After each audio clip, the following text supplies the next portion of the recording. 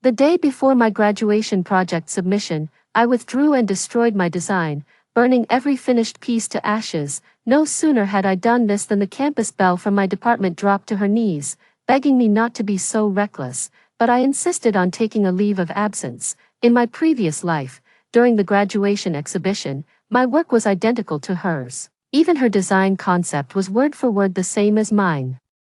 But her work was completed under the supervision of her advisor and was entered into the repository 7 days before mine. She tearfully called me a plagiarist and threatened to call the police. To protect the school's reputation, the principal forced me to issue a public apology, revoked all my honors, and expelled me and my boyfriend. To get back at the school beauty, leaked all my personal information and even posted our intimate photos on the dark web. An unrelenting torrent of insults enveloped me layer by layer. The vile and obscene language made it hard to breathe. In a daze, I climbed to the top of a high rise and leaped off. When I opened my eyes again, I was back on the day I finished the design. I stared at my design drafts, my emotions refusing to settle. Wait, didn't I die? Just then, my phone rang. It was Coraline, suppressing the surge of bitterness inside. I answered the call. The voice on the other end was unmistakably male, and one I knew all too well. Lyriel. My phone died. I ran into Coraline, and she asked me to check if you finished designing your graduation project. Hearing this, my breath hitched and my body began to tremble uncontrollably. It was none other than my boyfriend, Kalen. His words sounded off, but in my past life I didn't pay it any mind and happily shared my achievements with him. Only now did it dawn on me that he must have been in cahoots with Coraline all along. I feigned helplessness and said, "Not yet, I'm having a bit of a creative block." Hanging up the phone sent a chill down my spine. In my past life, the cyberbullying that destroyed me was orchestrated by the boyfriend I trusted most. He accused me of plagiarizing Coraline and doxed me online. I became a target of public outrage, faced physical threats at my doorstep, and was too terrified to leave my room, nearly starving to death in my own home. But he still didn't stop. He went on to leak our intimate photos and my personal information. That brought a stream of creepy men to my doorstep. The thought sent a shiver down my spine. Thank goodness I got a second chance. I never plagiarized in the first place, and this time I won't let them hurt me again. I took a deep breath and clicked into Coraline's social feed. There were a few of her design works. Not exactly ugly, but nothing to write home about either. Each piece lacked any standout features. Just as I was about to exit, I noticed she had posted something new. The image had already loaded. Before I even clicked to enlarge it, a chill ran down my spine. The image she posted looked all too familiar. It was the very piece I had just finished creating. I took another look at the caption. Finally wrapped up the design draft. So exhausted QAQ. This design draft was strikingly different from her usual style. Packed with brilliant touches, I opened the photo to compare it with my design draft, and was stunned to find it was an exact replica of the one right before my eyes. Even the tiny dot in the bottom left corner was there. When I closed the image, I saw numerous comments already flooding her social media post. Holy cow, this is pro-level work. Are you trying to make the rest of us look bad? Coraline, aren't you afraid I might steal it? Well, honestly, even if I tried, I couldn't pull it off. Are you some hidden expert? That's amazing. With a click, the dorm door opened, and I stuffed the designs into a corner where no one would see. One of my roommates came in, and seeing my frustrated expression ease up, she seemed to have found a target to vent on. Lyriel, have you seen Coraline's social media post? Her design is absolutely brilliant, even though her work used to be worse than mine. In my previous life, I didn't really listen to her complaints. I just gave some perfunctory responses while impatiently rushing to turn the design into a physical product. Only now do I understand why none of my roommates stood by me when I was accused of plagiarism back then. So it was already too late for me. Coraline, I looked puzzled, eager to hear more. My roommate happily pulled her chair closer to mine upon hearing my response. I opened the social media post I'd already committed to memory, the one I knew I'd carry with me for the rest of my life. Just look at these drafts. I can already tell how stunning the final version will be, once it's finished. It'll be absolutely legendary. She kept chatting warmly with me, but I couldn't focus on her words. My heart ached with recurring waves of pain. Will I never be able to escape this fate? My roommate seemed to have noticed something else, completely ignoring my silence. But, don't you think her use of gardenias here aligns perfectly with your design preferences? I paused for a moment, then looked at the black and white sketch of the gardenia. The wave of sorrow vanished as quickly as it came. And suddenly a countermeasure occurred to me.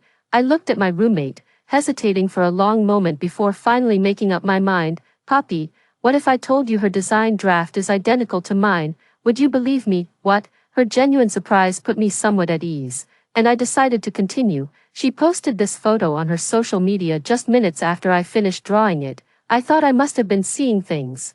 But you showed me this exact post, so I wasn't mistaken. Seeing she still hadn't quite processed it, I pulled out that stack of papers. On top was my design draft, identical to the one Coraline had posted. Poppy's jaw dropped in stunned silence, her eyes darting between what she held in her hands and the draft I was holding. It's been 10 minutes since Coraline's post went up, but there's no way I could have recreated an identical drawing in that time, especially since Poppy had returned to the dorm even earlier. She processed the information quickly, scrolling through her social media feed with a look of disdain. I knew she couldn't have painted that well. It's stolen. But how did she get it from you? I don't know. It just doesn't add up. A thought suddenly struck her, and she turned to me anxiously. What are you going to do? If you can't clear your name, you'll really be framed for this. My gaze remained fixed on Poppy. Her worry and urgency seemed genuine. I closed my eyes, my heart heavy with reluctance, yet I made up my mind. Sheet after sheet I tore in half, then tore again and again, each rip fueled by my resentment and rage. The moment I tossed them into the trash, I smiled. Since this path is blocked, I'll simply take another. After being weighed down all afternoon, I felt an immense sense of relief. As if I'd found a new way out, Poppy picked up the fragments that had fallen beside the trash can, looking even more distressed than I was. I was actually quite looking forward to seeing the finished product. Ring, ring, ring. Poppy's phone chimed. Her alarm was going off. She had a part-time job to get to, so she hurriedly said goodbye and left the dorm. Once again, I was alone in the dorm room. After everything that's happened, all I want is some rest, lying on the soft bed. I finally felt the reality of being given a second chance at life. When I tried to sleep and closed my eyes, an unsettling feeling welled up from deep within. I thought of my boyfriend, Kalen. Why did he call me from Coraline's phone right after I finished the design draft? Why did he wait until I needed help to show his disgust for me? In my past life, he even joined the smear campaign against me. He claimed all my work was plagiarized, said he couldn't stand it anymore, and that I disgusted him to the core. I thought it was just his personal disgust toward me, but that phone call made me suspicious. Could it be that Kalen and Coraline had already been secretly seeing each other behind my back? With a skeptical mind, I opened my phone and scrolled through all of Kalen and Coraline's social media posts. Finally, I found a photo from 6 months ago where Coraline posted a picture holding hands with a man, with a cake visible in front of them. Although the cake was blurry in the photo, I remembered Kalen had posted the exact same cake on his social media. At the time, I even asked him why he was eating cake. His response was, "It's a friend's birthday, just keeping him company." Sure enough, when I checked Kalen's social media feed, he had posted photos of that exact cake on the same day. My boyfriend had been with Coraline all along. It took reliving my life to finally see the truth. I wasn't even that heartbroken. The pain from my previous life had long since hardened into hatred for Kalen, and now I can't even stand the thought of speaking to him. I opened our chat window. After sending, "Let's break up," I immediately blocked and deleted all ways to contact him. Then, as if a weight had been lifted off my shoulders, I fell into a deep sleep. When I opened my eyes again, it was already dark, and everyone in the dorm had returned. Yet I wasn't disturbed at all and slept soundly through the night. I must have been completely exhausted. I got up and climbed out of bed. Seeing I was awake, Poppy hurried over while my dad pulled me aside to whisper something. "How could you sleep this late? Listen, your boyfriend called me asking why I suddenly broke up with him. What happened between you two?" And I quickly cut her off. She just kept firing questions at me without giving me a chance to respond. I've managed to get Poppy on my side, but I still don't fully trust her. I'll have to avoid answering her question for now. "Did you tell anyone about my situation?" she said proudly. "How could I possibly spill something this big? This is the first time I've gotten major insider gossip and didn't share it." You never even asked me to keep it quiet, but I kept it to myself anyway. I breathed a sigh of relief. I answered every single one of her questions. She was so shocked to learn that Coraline and Kaylin had been together all along that she was left speechless. I'm not worried about Kaylin coming after me. Men aren't allowed to set foot in the women's dorm. I need to cut all ties with that despicable pair. The top priority now is to create a new graduation project from scratch. This means I need to find new inspiration. Since I can't prove I'm not a plagiarist, I'll just abandon this design. Maybe in a past life, Coraline had Kaylin steal my design and release it before I could finish, so no one would suspect her. With no classes these past few days, I've been searching for inspiration non-stop. Terrified I won't make the deadline, I blocked everyone because I can't stand being interrupted while creating. For several days straight, I didn't return to the dorm, drifting from place to place instead. Then one day, as I lay on the hotel bed lost in thought as usual, a sudden flash of inspiration struck me. I quickly rose and went to the desk, pulling out fresh paper and pens to translate the inspiration in my mind stroke by stroke onto the page. A long time passed until the last rays of the setting sun fell upon my draft. As I slowly set down my pen, all the pressure finally melted away. Seeing that touch of crimson at the hem of the vibrant garment lifted my spirits. I laughed on the floor for a long time, then burst into tears. Am I finally free? This painting is unlike any of my previous works. I prefer accessory design over fashion design, not just because the fashion field is oversaturated, but because clothing rarely captures the essence I want to express. This is a completely new version of me, reborn and renewed. That shade of crimson was the very color that had slowly seeped from my wrist in the final moments of my previous life. Break free from the old self, embrace rebirth. I went to every tailor's shop in the neighborhood, meticulously stitching together the dress I had envisioned in my mind. Back at the hotel, I finally let go of everything. I thought it would be enough to just avoid using the designs from my previous life, but what I never expected was that when I opened my phone and clicked on Coraline's social media feed, I was once again rendered speechless. The first thing she saw was that all too familiar shade of red. A chill ran through my entire body, as if I'd been thrown into an ice cellar, a coldness I'd never felt before. I tried to calm myself down. It took me a while before I carefully opened her social media feed to take a closer look.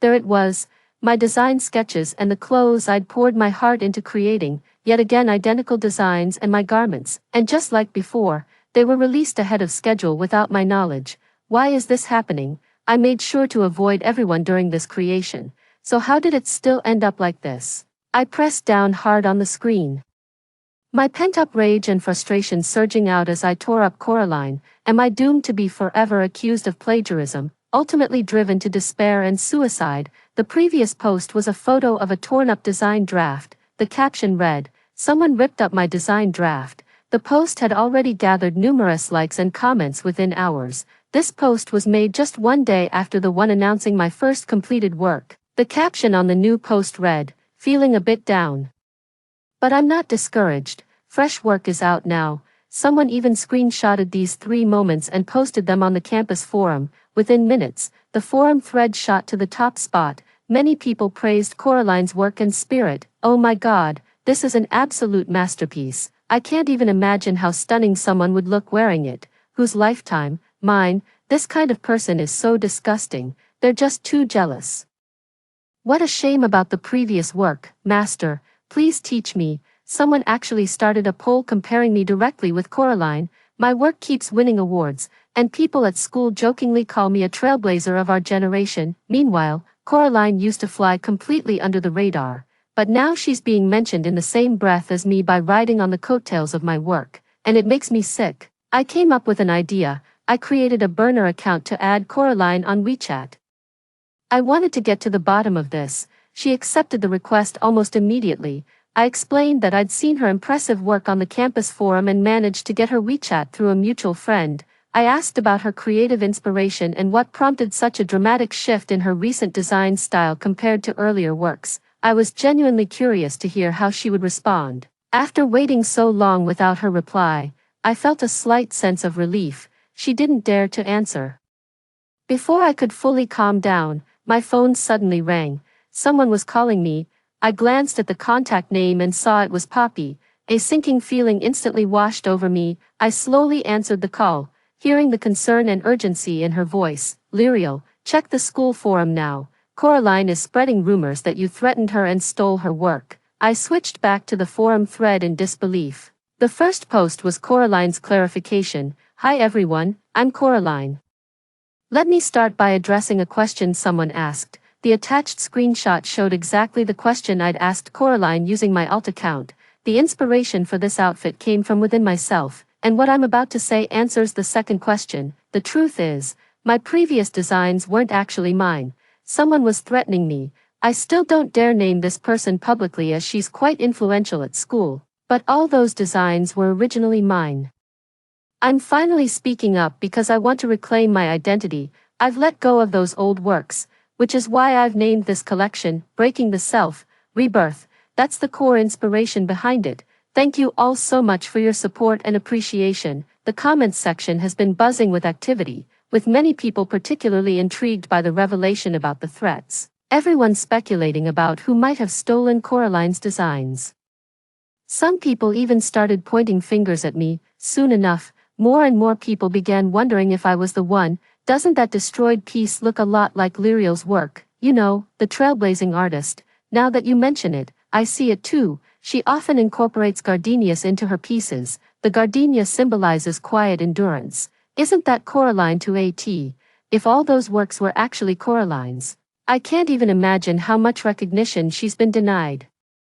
Your analytical skills are seriously impressive. Grabbing my popcorn for this drama, it feels like I've been thrown back into my past life, where every move I made only added to the pile of evidence against me. I packed my things and checked out. When I returned to school, I noticed many people whispering to their friends when they saw me. It was the same in my past life, though not to this extent. Instead of heading straight back to the classroom, I went to see my advisor and explained the situation to him. When did you first start feeling you might be dealing with depression? Yesterday. The advisor fell silent. I'll take you to the school counselor for an evaluation. If you pass, you can take a leave of absence from school. Staring at the same counseling office from my previous life, I was filled with a sense of hopelessness that things could never change. But the fact that I'm here now means things have already shifted significantly. The counselor asked me many questions, including, what experiences have led to these suicidal thoughts? I told him it was because Coraline stole my designs, and that my boyfriend cheated on me with Coraline. The counselor looked shocked, jotted something down on paper, and then handed me a form to fill out, drawing on memories from my past life. I completed the form. Unsurprisingly, my application was approved. So I took a semester off, which meant I didn't have to submit my graduation project for the time being. As I stepped out of the counseling office, I couldn't help but laugh out loud. Taking a leave of absence for mental health issues isn't that straightforward, especially since I had already struggled with depression in my previous life. If I destroy all my work, what will Coraline use to graduate? Unless Coraline ends up half-crippled in a car crash, I doubt she could pull it off either. That noon it hit me, why my torn design drafts were followed by hers being maliciously destroyed the very next day. If it wasn't a coincidence, then it's simple. What I have, she copies. What I lack, she lacks too. This time I'm determined to turn the tables. Coraline, your best days are yet to come. I posted a message on the campus forum. I apologize for taking up your time, but I need to set the record straight. First, I never threatened Coraline to hand over her designs. All my work is original and created independently. Second, this situation has severely impacted my life, leading to psychological issues that forced me to take a leave of absence. Finally, I urge everyone not to jump to conclusions before all facts are established. My clarification quickly rose to the top of the forum, but the comments piled up even faster, most of them dripping with sarcasm, scared and running away. Are we never seen anyone burn their own bridges like this before? If there's no threat, why not release the evidence? Because it doesn't exist, right? This is solid proof. Major scandal at our school. My words were less of a clarification and more of an evasion of responsibility, making my guilt all the more undeniable. I glanced at the comments and couldn't help but laugh out loud. Just as I expected, many people were defending Coraline, and they scoffed at my attempts to clarify the situation. I went straight back to the dorm. When I opened the dorm room door, I found only Poppy inside, who was on a phone call at the time. She saw me and quickly said a few words to the person on the other end of the line before hastily hanging up. Lyriel, that piece is yours, isn't it? I nodded silently. I had no idea what Poppy thought of me. No matter how you looked at it, my actions only proved I was the villain in this situation. I couldn't help but feel ashamed toward Poppy. Since you're on leave from school now, why not come with me to my grandmother's place when you have time? You might be under some kind of curse. My grandmother knows ways to break them. I froze, never having considered that possibility. Seeing my stunned expression, she cut straight to the chase. Trust me, my grandma can definitely help. Just treat it like a vacation. I followed Poppy to her hometown. Her grandmother lived on the edge of the mountains. The journey there was long, but the stunning landscape along the way was so beautiful that it washed away my recent worries, leaving me with a renewed state of mind. Poppy had told her grandmother she'd be coming back today, and the elderly woman had been waiting by the door since early on. Grandma, Poppy's grandmother happily welcomed us into the house. After exchanging a few pleasantries, Poppy got straight to the point. Grandma, do you remember when I told you about my roommate's things mysteriously ending up with other people? You said it must be a curse. After Poppy finished speaking, Grandma nodded and gave me a deep, meaningful look. You must be Lyriel, right? I nodded politely. She stood up and motioned for me to follow her. I trailed behind her into a small room. When she opened the door, I was stunned. Inside were numerous ritual implements I'd only seen in TV dramas, along with many unfamiliar ones. I can see your past experiences. Her opening words took me by surprise, so I tentatively asked, I actually have a past where I wasn't alive. She gave a faint smile and said, wrists. I was finally convinced that Poppy's grandmother could truly help, so I followed her guidance and slowly unraveled my curse. After succeeding, I knelt down to apologize to her. She quickly helped me up and said, if you want to thank someone, thank my little girl. So I told Poppy about my experiences, my rebirth. Poppy was somewhat shocked, and also a bit heartbroken. She patted my back without a word and said, it's all right, I'm just glad you told me. Seeing her smiling face, I couldn't hold back my tears. I didn't know how to repay them, but Poppy said, just visit my grandma more often. She lives alone and doesn't have many people to talk to. Whenever either of us visits, she's so happy, and so am I. I nodded and gave Poppy a deep, heartfelt hug. Since I was on a leave of absence, I didn't have to worry about time, but Poppy had classes to attend. After just 2 days, she hurried back to school. I went back home too. Before leaving, I told my grandma I would visit her often. I explained the situation to my parents over the past couple of days. They were worried about me, but there wasn't much they could do, so they let me be. To thank Poppy, I treated her to a meal and gave her a lot of feedback on her graduation project, which made her really happy. After that, I spent my days at home binge-watching shows and scrolling through videos, living the life of pure leisure. I glanced at the date and suddenly realized there were only 2 days left to submit my graduation project. Something suddenly clicked in my mind. That day, my grandmother said something to me, your curse ensures that the beneficiary receives the object of yours they desire. However, once the curse is lifted, whatever they obtained will backfire, causing them significant trouble. The condition is that you must destroy that object first. I gathered up the clothing design drafts and planned to burn them tomorrow. Knock, knock, knock. A series of urgent knocks at the door snapped me out of my train of thought. That didn't sound like my parents. I went to the door and peered through the peephole. A man and a woman, both familiar faces, Kaylin and Coraline. I opened the door without hesitation, curious what these two snakes were scheming. As soon as I opened the door, Kaylin immediately shielded Coraline behind him and snarled at me, Lyriel, why do you have to ruin everything? You're the one who threatened Coraline into giving it to you, and now you've screwed her over. I asked calmly, how exactly did I screw her over? That torn-up design ripped off elements from a well-known domestic designer. If it weren't for you, why would Coraline be getting a cease and desist letter? Go admit you forced her to do it, take full responsibility. And we might consider forgiving you. It suddenly hit me. One of the design elements was actually borrowed from my cousin, and my cousin happens to be that nationally renowned designer. Seeing Coraline glare at me with such hatred suddenly struck me as hilarious. She's the one who stole my designs, yet when things go wrong, she has the audacity to push the blame onto me. and with such a condescending tone, no less. Fine, but Coraline, why don't you just come clean?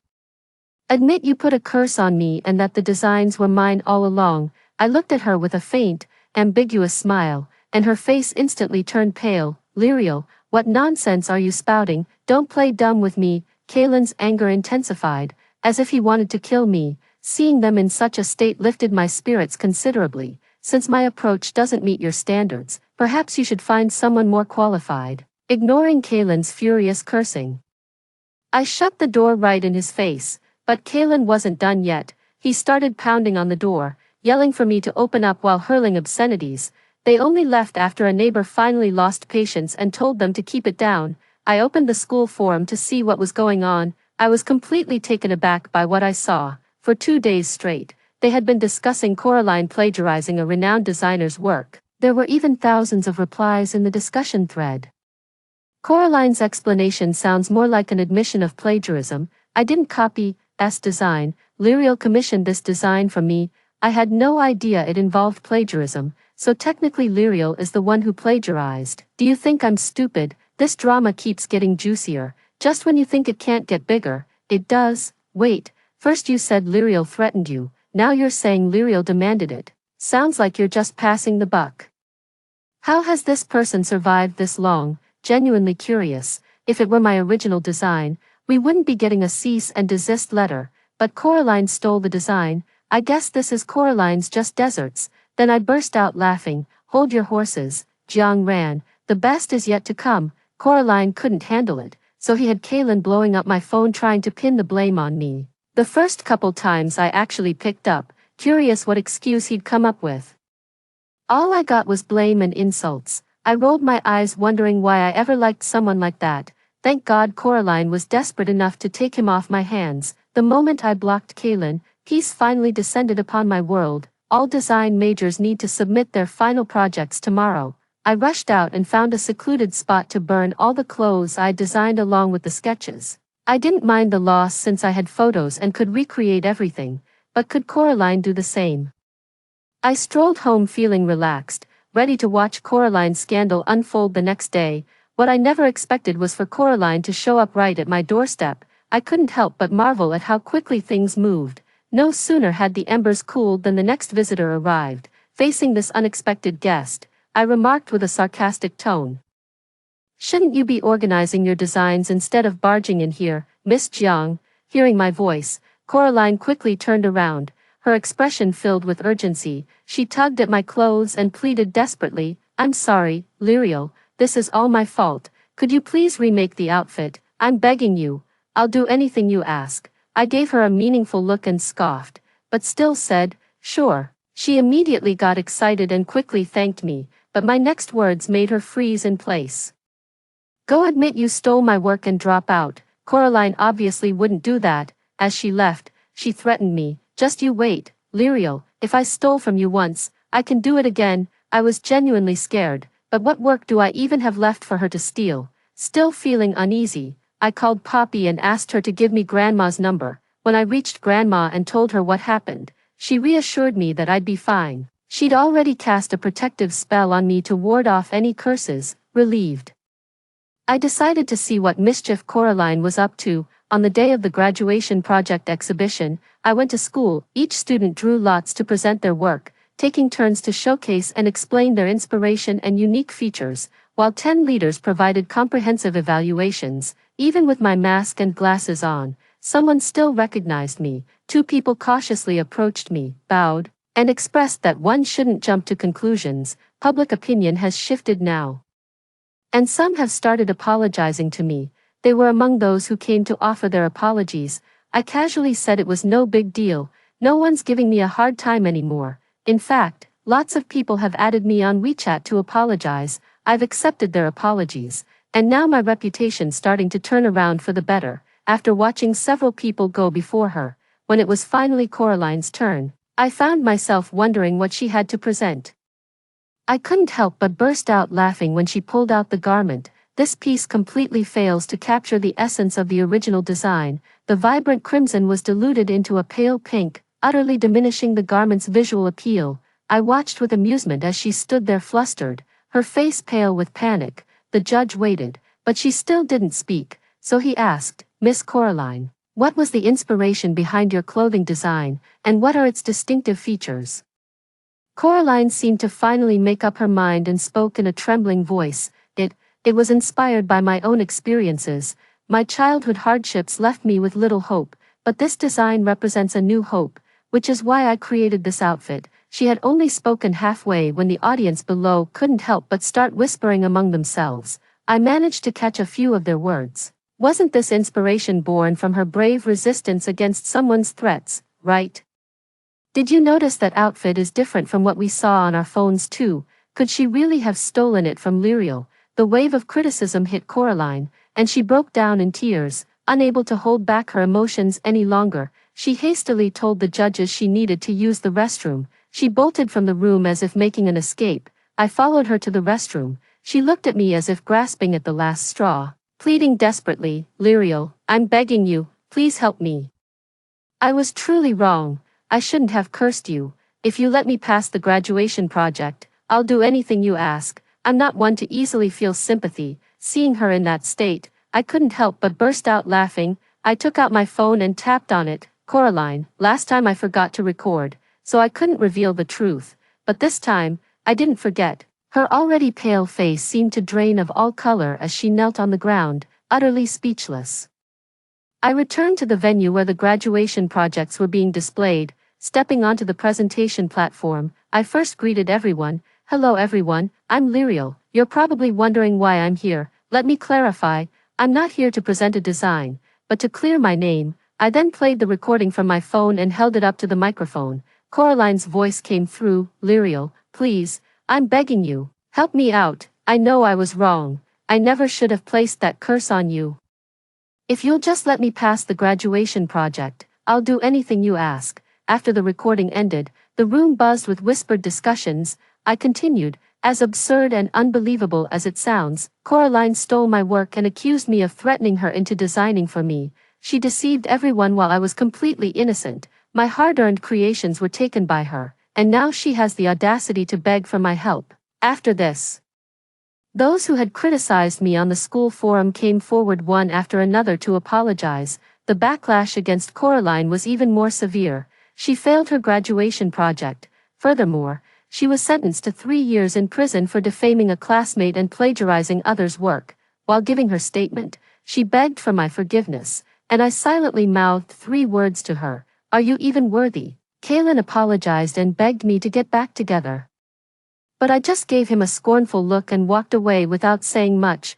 Whenever I have time, Poppy and I go visit Grandma, and it always makes her so happy. After graduation, my talent was spotted by a company that headhunted me. Thus began a new chapter in my life. I refined those 2 designs of mine and relaunched them as trendy fashion items. Story 2. When the apocalypse of high temperature arrived, my best friend Aubrey, despite my dissuasion, insisted on going out to do a live broadcast to gain traffic. She fainted to the ground in front of the live broadcast camera, and in an instant, a layer of her skin was scalded off by the boiling hot asphalt. I went out in the high temperature and risked half my life to carry her back. But half a month later, when the food at home was in urgent need, Aubrey gave me to our neighbor Jacek in exchange for 2 bags of dried noodles. I was tortured by Jacek for several days.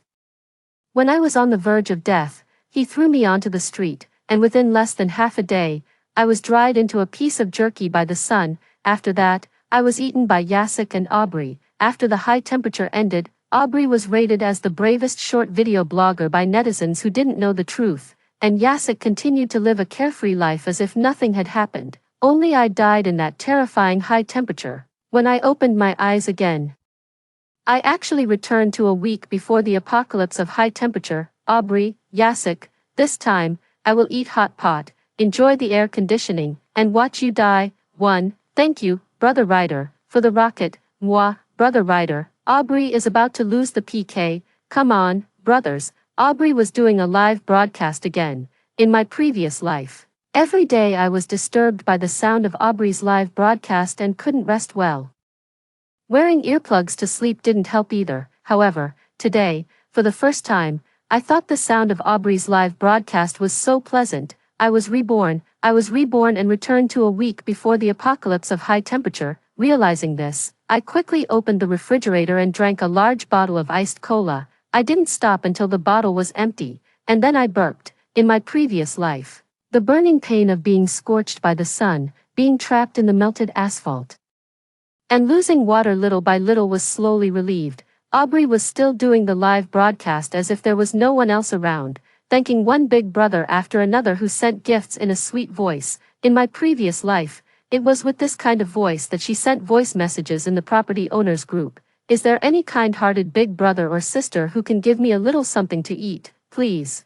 Her voice was sweet and greasy, and her profile picture was a selfie of herself, with big eyes, long curly hair, and a slightly exposed chest. Jacek, who lived in the same building, immediately responded. I don't know what they talked about in their subsequent private chat. All I know is that when Jacek knocked on my door, Aubrey immediately went to open it. She called him brother, sweetly, with a big smile on her face, and took the 2 bags of dried noodles. Then, with both hands, she pushed me out. With a bang, I, still wearing a camisole nightgown, was pushed out of the door by Aubrey. Behind me was the tightly closed door, and in front of me was Jacek with a lewd smile on his face. I can't bear to think about what happened next. Perhaps it was God's mercy that I actually got a chance to live my life again. At this moment, there were only a week left until the apocalypse of high temperature. In my previous life, I failed to see through Aubrey's true nature. I raised and saved an ungrateful person. In this life,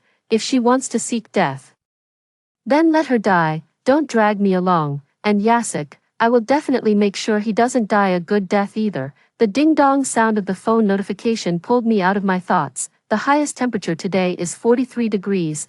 Abnormal high temperature situations have occurred frequently recently. Please pay attention to sun protection and heatstroke prevention. Reduce going out, and try not to go out unless necessary. In just a short while, my phone received several messages pushing high temperature warnings. In my previous life, at first, everyone just thought that the high temperature was an extreme weather that occurred occasionally for a few days. It was not until a week later when the continuous high temperature hit, with the highest temperature exceeding 50 degrees and the highest surface temperature even reaching 80 degrees. Then everyone realized that the apocalypse of high temperature had arrived. I looked at my phone. A week's time was a bit tight, but it was still enough. I ignored Aubrey and went out, but Aubrey chased after me. Eloise, stop stockpiling things at home. I still need to dance during my live broadcast, and now I can't even move freely. I have the habit of stockpiling supplies. In my previous life, before the end of the world arrived, I stocked up some food and drinks in advance, because it took up a lot of space. Aubrey and I even had 2 fights about it, but if it weren't for these foods, Aubrey and I couldn't have lasted half a month.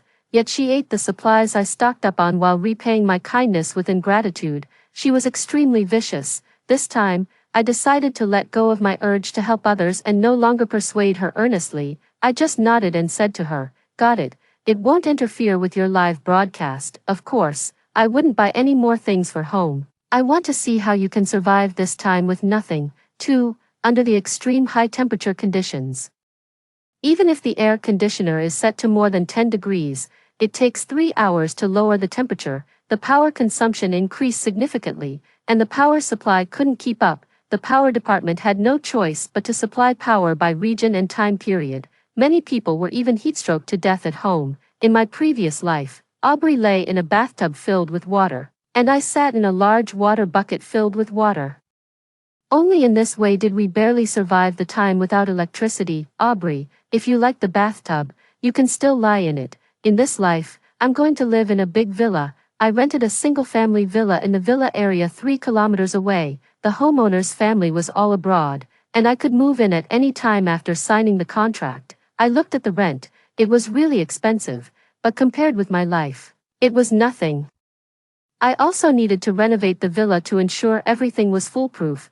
First of all, in terms of electricity, the villa area was different from the high-rise building where I lived. The property management here had an independent power generation system. Even if the power department stopped supplying power, the property management here could still provide electricity. But I didn't dare to put all my hopes on the property management. In the era of the end of the world, Everyone tries to protect themselves. I have already seen the darkest part of human nature. At this moment, I had to speculate about everyone with the greatest malice. Only in this way could I ensure that I could survive in the end of the world. I installed solar panels on the roof and above the garden, and also bought 10 generator sets. After the installation, I replaced all the glass in the villa with bulletproof glass, and also replaced the main door with a bulletproof and explosion-proof door. The worker who installed it told me that this door was even stronger than the door of a bank vault. I thought to myself that I could rest assured now. I paid extra money, and all these were completed within a day. The villa I rented had 3 floors above ground and 2 floors below ground. Even in this high temperature, the second basement floor wasn't too hot yet. However, not being too hot was still far from enough. It took me 3 days to build a whole house cooling circulation system on the second basement floor. The pipes extended in all directions. Walking through the whole house was as pleasant as enjoying the through wind and eating an iced watermelon in my rural hometown when I was a child. This was much more comfortable than blowing the air conditioner. Next, it was time to stockpile supplies. I purchased enough diesel to ensure the normal operation of the generators. Then there were rice, flour, cooking oil, pork, beef, mutton, fish, all kinds of frozen foods, self-heating rice, self-heating hot pots, and other instant foods. I rented a large pickup truck and made 3 trips back and forth before finally transporting all the supplies back. When I returned to the villa, the 5 large freezers I ordered on different websites also arrived. By the time I finished organizing these things, it was already the early morning. Only then did I have time to look at my phone. Eloise, where have you been these days? You didn't cook, and I'm almost starving to death. The electricity at home is out. Why didn't you pay the electricity bill? Aubrey sent me several messages, with an overbearing tone, completely different from the way she talked to the big brothers in the live broadcast room. I ignored her and directly muted my phone and went to sleep. 3. When I woke up, there were still 3 days left until the apocalypse of high temperature. I went back home. Aubrey was still doing the live broadcast and was still unaware of the abnormal high temperature outside. The room was a bit messy. Aubrey's takeout boxes and milk tea cups were thrown everywhere. Aubrey and I were college roommates. Before graduation, I got a good job through campus recruitment and bought a small 2-bedroom ready-to-move-in house near the company with a loan. Since Aubrey had never found a satisfactory job, she had been living with me after graduation. In my previous life, she was always like this, always littering, but Aubrey was really good at acting coquettishly. Whenever I said she didn't clean up the room, she would hug my arm and sway it back and forth, and then say, "Oops, I was wrong, I won't litter anymore in the future." Woo-woo, Sister Eloise is the best. I love you. I love you, moi, my dear Eloise. As soon as she said that, I couldn't stay angry anymore and resigned myself to cleaning the room. Our college roommate heard about it and asked me if I was bewitched by Aubrey. Aubrey is a woman, and you are also a woman. I just don't understand. Why do you still fall for the act of acting coquettishly? She stumped me.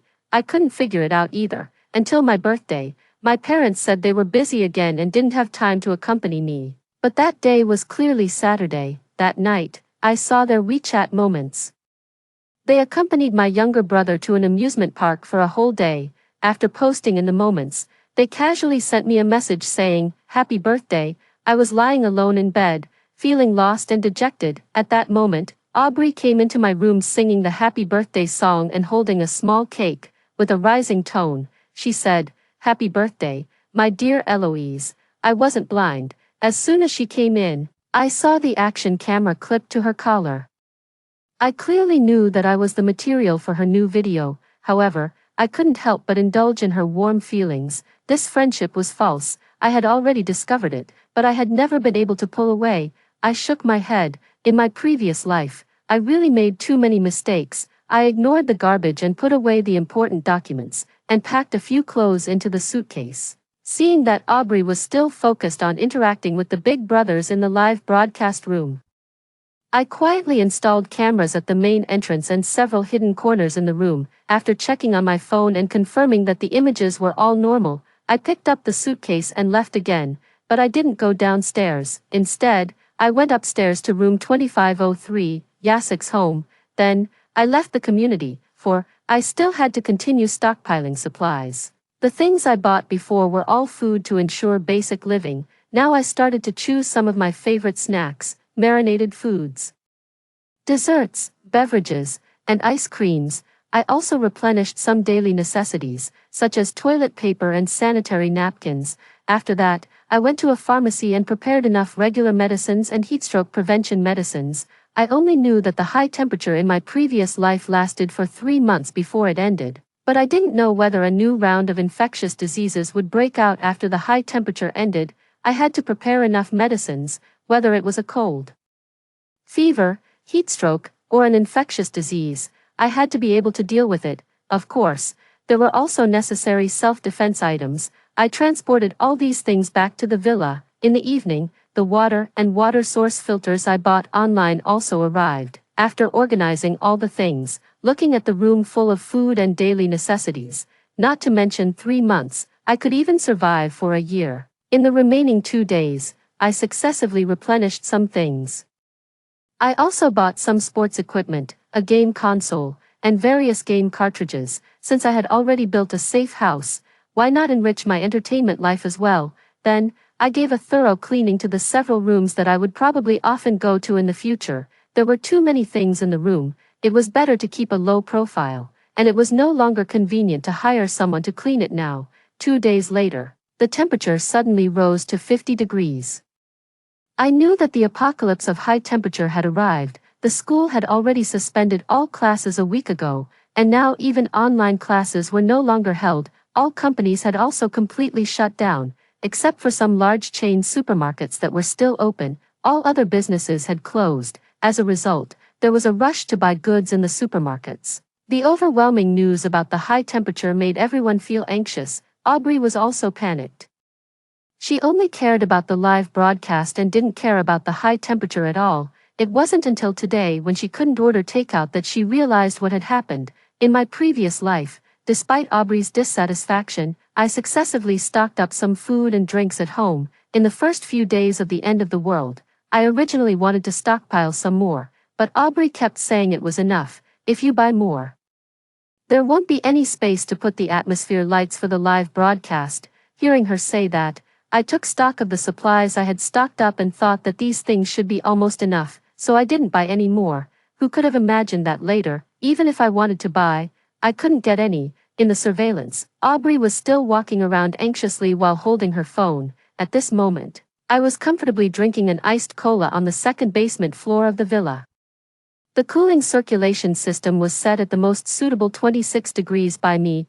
I was completely sunk in the soft sofa, feeling extremely comfortable. The phone rang. It was Aubrey. Eloise, where have you been? When you come back, go to the supermarket and buy more things. There's nothing to eat at home. As soon as the call connected, Aubrey rattled on. It was obvious that she was really hungry. I took another sip of the iced cola and said, I'm on a business trip. Didn't I tell you a few days ago? When did you say that? Of course, I didn't say it, but even if I did, she wouldn't remember it. She asked again. Then what should I do? There's no takeout at all now, and I can't cook either. Dear Eloise, can you come back? Aubrey's voice on the phone was almost in a crying tone, but the surveillance screen showed that she didn't shed a single tear. I sat up and took a delicious bite of the duck collarbone before replying to her. I can't come back. I'm in the neighboring city. You should go to the supermarket and buy some food quickly. It's so hot outside. How can I go? So she knew it was hot outside. Whether she goes or not is up to her. It would be even better if she doesn't go. In a few days, the transportation system will also completely collapse. There will be no food supply by then. Even if she goes to the supermarket under the scorching sun, she will only come back empty-handed. I thought to myself, Aubrey, this piece of advice is really useful. As for whether you listen to it or not, it's up to you. 5. Aubrey didn't go out to buy anything. There were still some instant noodles I bought before in the storage cabinet at home, and she directly took them and soaked them to eat. The temperature was still gradually rising. The sun lingered in the sky for a long time.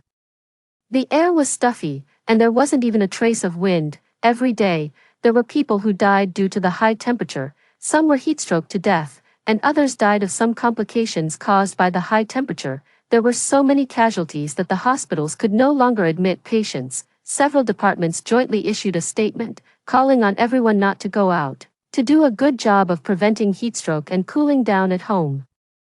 And that the government supplies would be delivered soon. However, 3 days passed, and the situation didn't improve at all. In the surveillance, the instant noodles at home were almost gone. Aubrey made a video call to me again. Eloise, can you come back? There's no food at home, and it's so hot, I'm scared. She suddenly paused halfway through her words. Eloise, what are you eating? Hot pot. The rising steam of the hot pot blurred the front camera. I wiped it with my hand and said, yeah. Spicy hot pot, it's so refreshing. Aubrey swallowed hard out of greed. Eloise, where on earth are you? How can you still have hot pot to eat? I'm on a business trip in the neighboring city. Didn't I tell you? If you want to eat, come and find me. The big bed in the hotel can still accommodate one more person. Aubrey pouted. It's so hot. How can I go there? Eloise, can you come back? I threw her words right back at her. It's so hot. How can I come back? Pretending not to know anything. I asked her, is there no food at home? Aubrey nodded. I remember there are still some bread in the box on the balcony. You can go and check. When Aubrey heard that there were still supplies at home, she hurried over and brought back half a box of bread. Eloise, you're so kind. Thanks to you, I love. Her usual set of coaxing words suddenly stopped. Why are these bread all expired? Of course they were expired. These were the bread that were about to expire that I specifically bought when I went home last time, after being left for several days. They had long since expired. If they're expired, then you'd better not eat them. Aubrey examined the bread carefully, and after thinking for a while, she still said, forget it, it's only been expired for a few days, it should be okay. However, I specifically chose these bread with fresh milk cheese fillings. This kind of filling spoils the most easily. It couldn't be eaten anymore once it expired, not to mention that it had been exposed to the sun on the balcony in the high temperature for several days. Aubrey took a few bites. This one with yogurt filling is quite delicious. Yeah, I'm glad you like it. I turned off the video, blanched a slice of sirloin tip, dipped it in the oil sauce, and it was really tender and delicious. 6. After finishing the hot pot and cleaning up the table, I turned on the surveillance. I saw Aubrey running to the toilet in a sorry state, back and forth. I couldn't help but sigh that the power of these expired bread was really not to be underestimated, but she couldn't blame me either. She insisted on eating them herself. I was watching Aubrey running to the toilet with great interest when my phone, ding-dong, rang, receiving a message. The food at home is almost gone. Should I take out that bag of rice now? The message was from Serafina, Yasek's wife. I quickly replied.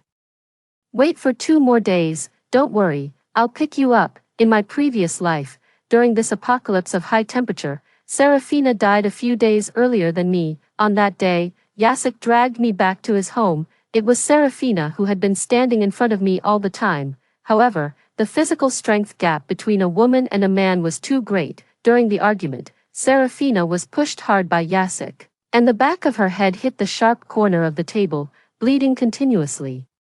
I pounced forward to cover her head, but Yasek pulled me away. When I was violated by Yasek, Serafina's blood flowed all the way to under me. I turned my head to look at her. She died with her eyes open. I only found out later that Serafina and Yasek had applied for a divorce. The day she died was the 25th day of the divorce cooling-off period. She was so close to being free. Last time I went home, I went to room 2503 to find Serafina and brought her in as an ally in this life.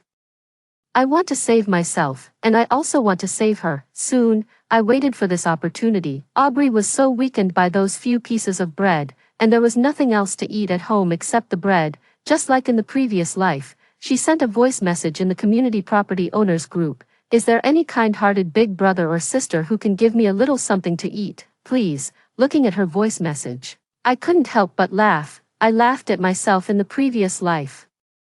I still let Aubrey eat too much. Now, it's only been 3 days since the apocalypse of high temperature started, and Aubrey has already started asking for help. In the previous life, because of the supplies I stocked up, she even had the leisure to do an outdoor live broadcast to gain traffic. However, it's better this way. I don't want to drag things out for too long either. 7. Serafina synced the surveillance video at her doorstep to my phone, shortly after Aubrey sent the voice message. Yasek appeared in the video, When I saw him, my hatred surged up like a tide. I pinched my palm hard to calm myself down. In the surveillance video, Jacek was holding a bag of rice and about to leave, and Serafina was following behind, pulling at Jacek. That bag of rice is spoiled. You can't eat it. It will cause food poisoning, Jacek sneered. Spilled my ass. You've been hiding it for so long just to eat it all by yourself, right? Damn woman, get lost. Don't ruin my good deed. Serafina really didn't lie to Jacek. That bag of rice was indeed spoiled. I handed it to Serafina with my own hands that day. It was damp and turned yellow, and the content of aflatoxin in it exceeded the standard. It was even more poisonous than arsenic. Jacek, Aubrey, you two wanted to eat it yourselves. You can't blame others. I don't know what Aubrey said to Jacek. In addition to that bag of rice, he also moved all the food at home to Aubrey's place. However, in this life, Serafina didn't stock up too many things at home either, and what she bought were all green leafy vegetables that were not easy to store. Jacek held that bag of rice, several bags of wilted vegetable leaves, a few pieces of frozen meat, and a box of eggs, and left while cursing. Seeing this scene, I immediately sent a message to Serafina. Pick you up downstairs at 1 a.m., don't bring anything. Serafina replied with a, okay. The car had been parked on the second basement floor of the villa, so even though the air conditioner wasn't turned on in the car, it wasn't too hot to get in at this moment. The street was empty. I quietly picked up Serafina downstairs at her home. Then, I quickly returned to the villa. It was already too late. I simply made a midnight snack for Serafina, and then we washed up and went to bed respectively. I had no dreams that night. The next day, throughout the whole day, Aubrey didn't contact me again. I guessed that the bag of rice from Jacek made her feel at ease. Serafina and I had a happy barbecue meal. The thickly sliced pork belly sizzled on the grill pan, after the oil was roasted out, wrapped in a piece of crispy and tender lettuce. It was fragrant, delicious, and not greasy, paired with sparkling wine filled with ice cubes. It was simply blissful.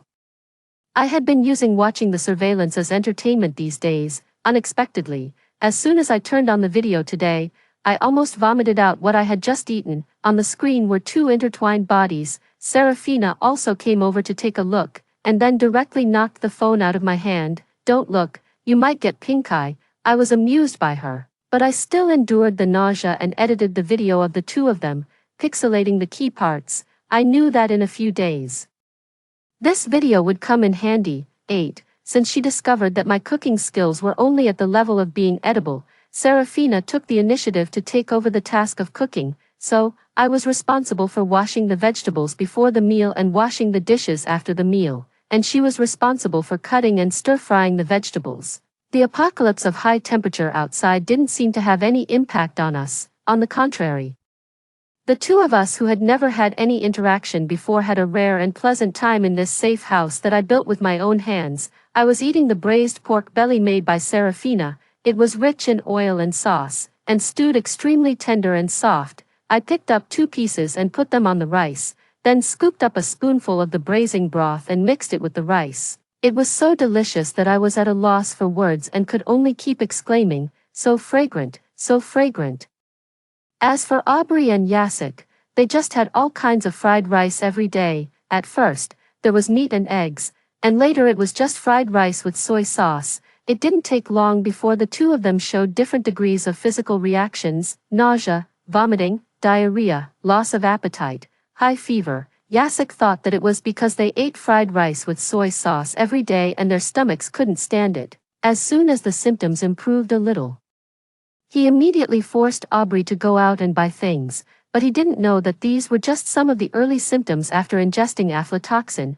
If they weren't treated in time, in a few more days, they would experience a series of serious symptoms such as liver pain, hepatosplenomegaly, lower limb edema, gastrointestinal bleeding, and coagulation dysfunction. In the surveillance video, Aubrey had just vomited.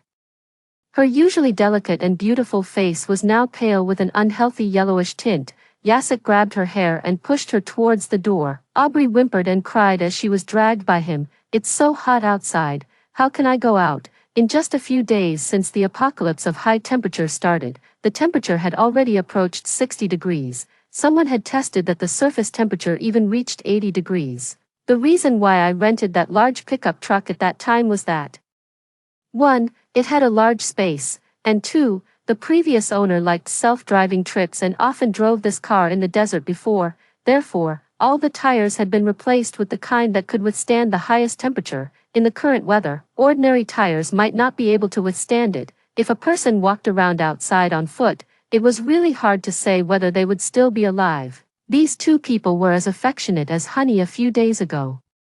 But now Jacek didn't show any mercy. If you don't go out, what are we going to eat? I'm even vomiting from eating fried rice with soy sauce every day. What are you staring at me for? Do you still want to dump me and find someone else in your current state? Look at yourself in the mirror. Besides me, who else would want you now? Jacek's words left Aubrey with nothing to refute, and she could only lower her head and cry softly. Jacek kicked her twice again and directly kicked her out of the house. Then, with a bang, he closed the door. I switched the camera to the surveillance outside the house. Aubrey was kneeling outside the door, crying and knocking on the door. However, just like in the previous life, that door wasn't opened. The difference was that in the previous life, it was me who was locked outside the door, and in this life, it was her. There is no true empathy in the world. Only by making her experience the same pain that I once endured can she perhaps understand the helplessness and fear I felt at that time. 9. Aubrey was tired from crying, and I was also tired from watching. Just as I was about to turn off the surveillance and go to the kitchen to see what delicious food my sister Serafina had made today, the phone rang. On the other end of the phone was Aubrey's, woo-woo, crying, Eloise. Woo-woo, I'm going to die. Where are you, Eloise? Come and pick me up quickly, I'm really going to die. Woo-woo. In the previous life, when Aubrey couldn't find a job and had nowhere to live, I took her in. When she got injured while doing an outdoor live broadcast to gain traffic in the high temperature, I took her back. But it turned out that the person I took in was a complete ungrateful person. This time, Aubrey, you can only fend for yourself. On the other end of the phone, Aubrey finally stopped crying, and I still said the same thing. I'm in the neighboring city, I can't come back now. How can you not come back? Can you rent a car and pick me up, Eloise? If you don't come to pick me up, I'm really going to die. I'll give you the address. You can rent a car and come to my place. Aubrey immediately refused. No, it's so hot outside. I'll be roasted to death in the car. So, you see, she knew everything. Aubrey and Jacek were doomed to die after eating that bag of rice. It was just a matter of time. I didn't want to waste any more words with her. I just said helplessly, then there's nothing I can do. After saying that, I hung up the phone. Aubrey called several more times, and I directly rejected the calls. She knocked on the door a few more times, but Jacek still didn't open the door. There was no other way. She could only go out and buy things. Otherwise, she couldn't even enter the house, even if she wasn't starved to death. She would be heatstroked to death in the stuffy corridor. 2 hours later, Aubrey came back. She brought back 2 packs of steamed buns and several bags of dried noodles. When Jacek saw the meager amount of food she bought back, he directly raised his hand and slapped Aubrey. I asked you to go out and buy things, and you only bought such a little food. It has no taste at all. How am I supposed to eat this? Aubrey's face and body were sunburned and peeling, and the soles of her shoes were almost melted. Her feet were dripping with blood. Jacek's slap made small blood beads immediately ooze out from Aubrey's dry and cracked face. Aubrey didn't even dare to cry now. The wicked need to be punished by the more wicked. Aubrey, Jacek, you two are made for each other for life. They had steamed buns with chili sauce for dinner. On my side, Sister Serafina actually took the trouble to make an additional dish of candied sweet potatoes. When the dish was served, she said to me, today's dessert. It was really a large portion of dessert. It turned out that Chinese-style desserts were truly the best. I ate it all. 10. Jacek's attitude became more and more. The next day, he forced Aubrey to go out and buy things again. This time, he even wrote a shopping list and gave it to Aubrey. Aubrey was so scared by the beating that she took the list tremblingly and went out. As soon as she went out, she called me again. I hadn't blocked her on purpose because I wanted to see what she had to say to me. Eloise. She just called my name and then paused. This time, I didn't hide my background. The luxurious villa directly appeared in the camera. I took a sip of the iced beer and asked her, what's wrong, Eloise? Where are you? You're not on a business trip, are you? Yeah, I rented a villa, now I have enough to eat and drink. And it's also very cool in the house." As I said that, I also showed her my 5 large freezers and the full stock of supplies. Aubrey exploded. "Eloise, do you have any conscience? Your parents only care about your younger brother and don't want you anymore. I'm the only one who's good to you, and this is how you treat me." So this was what Aubrey thought. Just because my own family didn't love me, should I be grateful for that false friendship that only existed for the sake of traffic? I sneered. "You were just doing it for making videos too. What kind of image did I have in your videos? The one who wasn't loved by my father or mother, who became moody, depressed, and eventually sick because of my family's dislike, and who couldn't live without you, a mentally ill person." Upon hearing my words, Aubrey's increasingly sallow face looked even more frenzied. "Did I say something wrong? Weren't you exactly the one who wasn't loved by your parents? You deserve it that your family doesn't want you. You're just a cold-blooded psycho." I stopped arguing with her. I just said, "Oh," and was about to hang up, but Aubrey started begging me again. There were snot and tears on her sallow face, and she immediately started admitting her mistakes. "Eloise, I was wrong. I said the wrong things. I did the wrong things. I won't use you as material for my videos anymore. Please, Eloise, take me away. If I stay here any longer, I'll really die. Eloise, you're the best. I'm really sorry, please." Aubrey kept crying and pleading in a continuous stream. I ignored her and directly blocked her number. This time, when Aubrey went out, she never came back. I knew that she could never come back. She would lie together with the melted asphalt just like I did in my previous life, and then slowly be dried into jerky by the sun. I posted the video I had previously edited of Aubrey and Jacek on Aubrey's account. People's gossiping nature never fades, even when they can't protect themselves. They still don't forget to pay attention to such messy things. I didn't let this matter ferment any further and directly deleted the account. In this life, except for this last bit of scandalous news, Aubrey won't leave anything else behind. Next, it was Jacek's turn. 11. Seeing that Aubrey didn't come back for a long time, Jacek also realized that she was probably dead outside. He cursed and went to heat up the steamed buns. Before he could take 2 bites, he went to the bathroom and vomited again. As if feeling it was boring, Jacek went back to his home at 2503 after eating. Now he remembered his good wife, but Serafina was already not at home. The phone rang. Jacek called Serafina. "Damn woman, where have you gone if you're not at home?" "I'm in the government's rescue shelter." Jacek's voice immediately turned joyful. "There's still a rescue shelter. Where is it? I'm going there too. It's just south of the city hospital. You can see it when you get there. The conditions here are okay. Better than at home." Before Serafina could finish speaking, Jacek interrupted impatiently. Okay, I got it. I'm going there now." There was no such thing as a rescue shelter. He didn't even think about it. With the weather being so hot, even if the air conditioners in the shelter outside were running at full speed, the temperature couldn't be lowered. How could anyone stay there? However, Jacek's health was getting worse and worse, and he had to seize any glimmer of hope. Before long, Jacek also went out. We didn't pay attention to the surveillance anymore. My sister Serafina went to prepare a big meal again. I asked her what we were going to eat today. She turned around, showed a bright smile, and said to me, "Pickled vegetable and pork stew." "Great, pickled vegetable and pork stew is good." The name is also appropriate. The white slices of meat with a moderate thickness, dipped in the special garlic sauce. Then a bite of the tender blood sausage. And a sip of the pickled cabbage soup. The happiness level is instantly maxed out. Before going to bed at night, I reviewed the surveillance videos of my home and Serafina's doorstep, but I didn't see Jacek come back. On the same day that Aubrey died outside, Jacek also didn't come back from outside. 12. After I told Serafina, she also smiled relaxedly. We each washed up and went to bed. At 1 o'clock in the middle of the night, my phone alarm rang.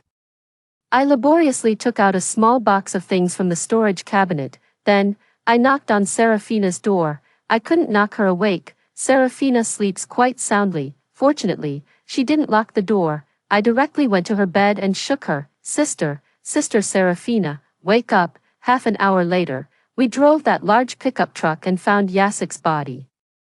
He died at the entrance of the city hospital. His body was covered with burns, and his skin was twisted and deformed due to rapid dehydration.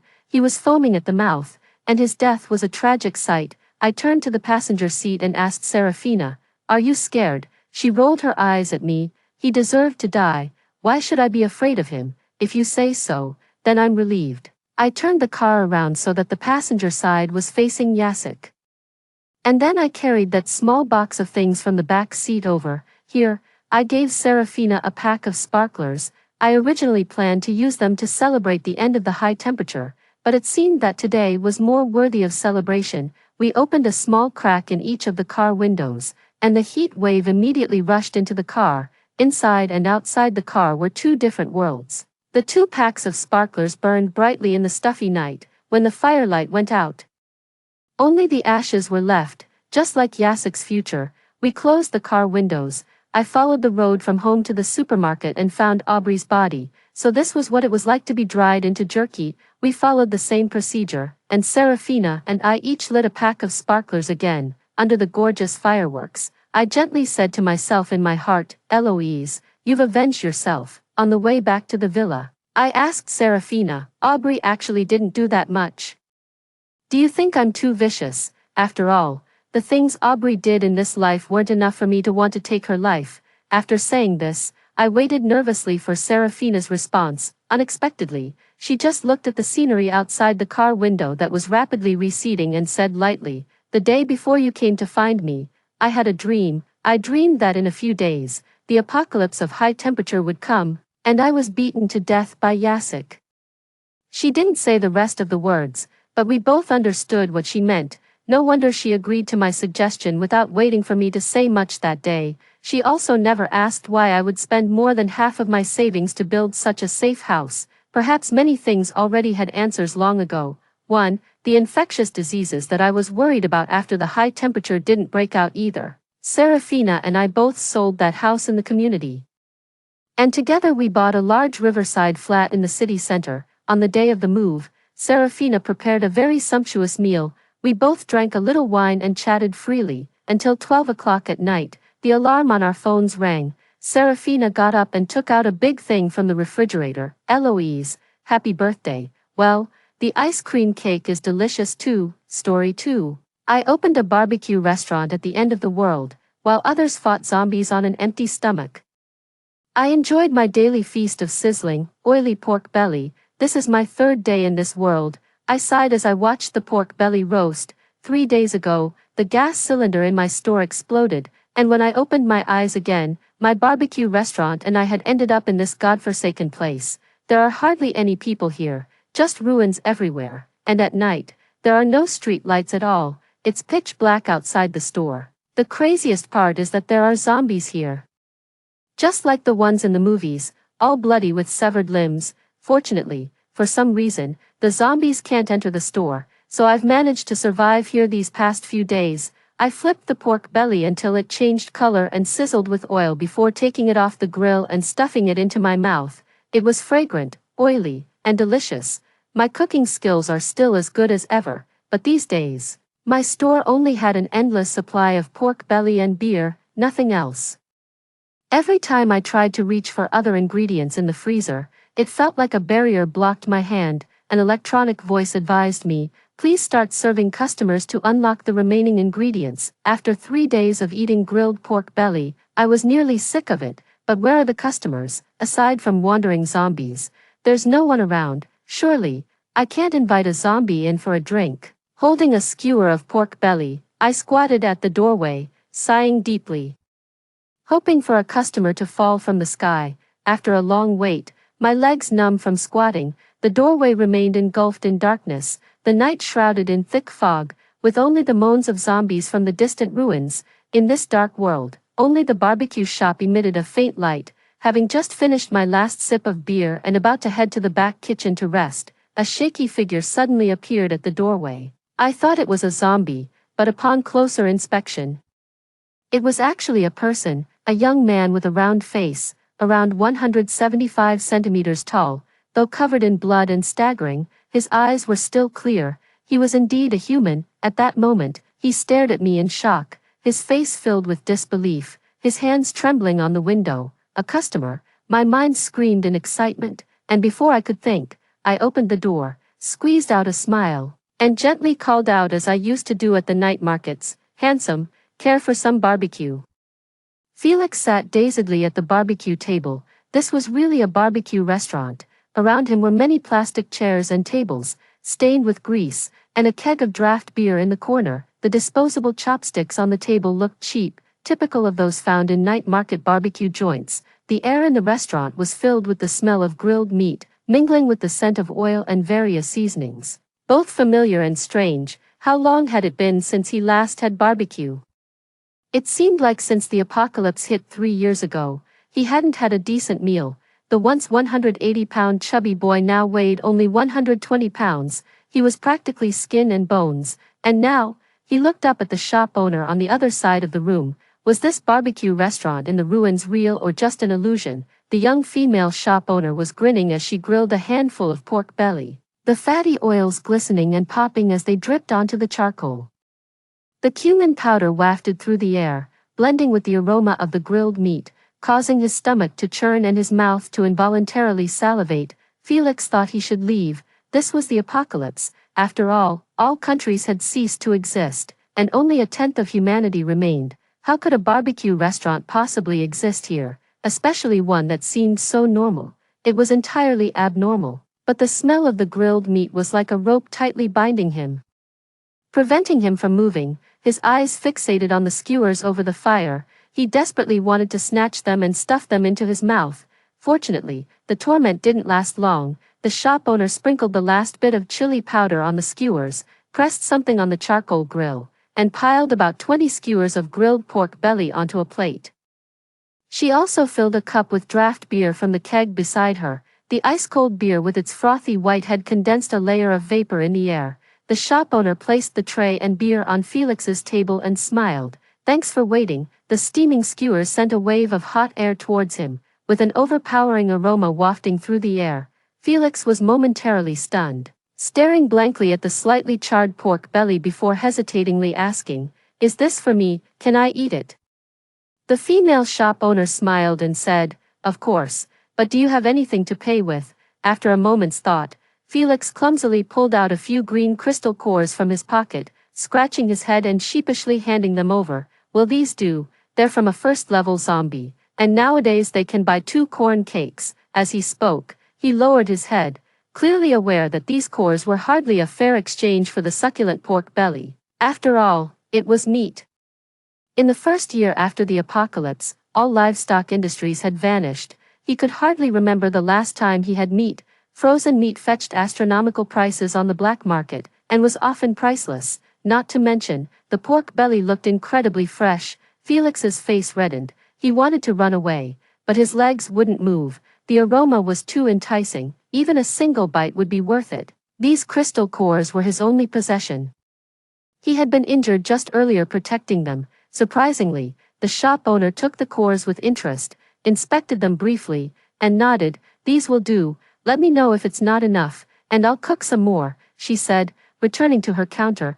Felix watched her in astonishment, but the smell of the pork belly had already infiltrated his brain through every pore, leaving him unable to think of anything else. He grabbed a skewer and shoved it into his mouth. The pork belly was tender, likely marinated in advance. The fatty parts were slightly charred, and when he bit into it, the mingling of oil and savory juices burst forth, scalding him slightly, but he couldn't bear to spit it out. He didn't even feel the burn as he cherished every chew. Chili, cumin, sesame, the mixed flavors almost brought tears to his eyes. Now he understood what a delicacy meant. Having tasted this, he felt he could die without regrets at that moment. "Have some beer, don't just eat the skewers dry," the shop owner called out. "Here's fresh draft beer, changed daily." Felix paused his chewing to glance at the beer. Condensation formed on the large draft beer glass, droplets rolling down to the table, the scent of wheat mixed with alcohol. He shakily took the glass and slowly took a sip. The icy beer with its carbonation washed down his throat, instantly quenching the lingering smokiness from the skewers, leaving a refreshing sensation all over his body. Slamming the beer glass down on the table, Felix exclaimed with teary eyes, "That hits the spot." The shop owner glanced over and smirked. Before Felix realized it, he had devoured all 20 skewers. By the time he snapped back to reality, only a bunch of empty skewers remained on his plate, and the beer glass was empty too. Felix felt a pang of disappointment as he touched his stomach. He was still hungry and craved more. But his pockets were empty. With a grimace, he stood up. As he got up, the shop owner hurried over and asked, "Are you done? Want to order some more?" Felix gave a wry smile and shook his head. "Thank you, I'll come back when I have money." With that, he savored the lingering aroma in the air one last time before pushing the door open and stepping out into the night. I held the crystal cores in my hand, happily unlocking the freezer. Now that the customer was served, it was time to unlock new ingredients, right? Indeed, as soon as I opened the freezer, the crystal cores disappeared from my hand, reaching into the freezer again. Besides the pork belly, I also pulled out a large squid, grilled squid, my love. Indeed, those 20 skewers were worth cooking. I picked a few squids to place on the grill. Tired of eating pork belly every day, tonight's dinner was grilled squid. In the following days, no more customers came to the shop. This place was desolate. Save for the occasional passing zombie, no other living creatures were around. I got by with pork belly and squid for half a week. The squid doesn't taste as good anymore. I don't know if it was my prayers that moved the heavens, but just as I wished for a new customer, the door was knocked on again. Through the glass window, I saw the same customer from last week standing outside, the young man named Felix. He was anxiously shouting, "Boss, boss, please save my brother. I can pay with crystal cores." Only then did I notice he was supporting someone else. But it was too dark earlier to see clearly. That person was more severely injured than when Felix last visited, blood continuously dripping from his body, unable to stand upright and leaning on Felix. Felix's eyes were red with urgency. "Boss, please, I brought crystal cores this time, a lot of them." This kid was very polite when he paid for his meal last time and didn't ask too many questions. I had a good impression of him and quickly opened the door to let them in. "What happened?"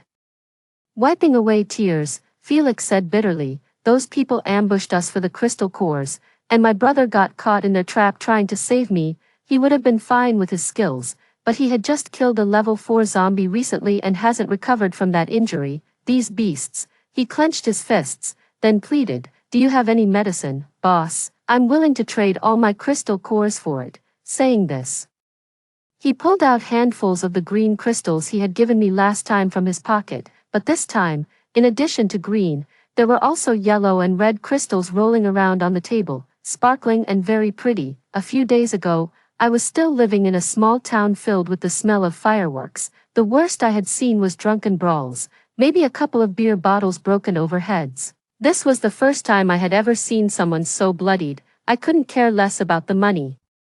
I quickly had Felix carry the man to the cot in my kitchen, which I use for naps. It's a bit small, but very clean.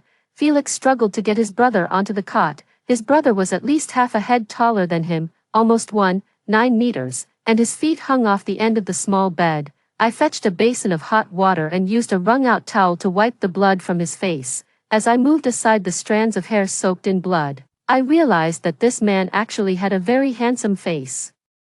With a high nose bridge and a tight jawline creating a sharp contour, his thick eyelashes trembled slightly even with his eyes closed. Even unconscious, his brows were furrowed, probably from the pain. His clothes were soaked with blood, and after hesitating, I passed the towel to Felix. "You do it."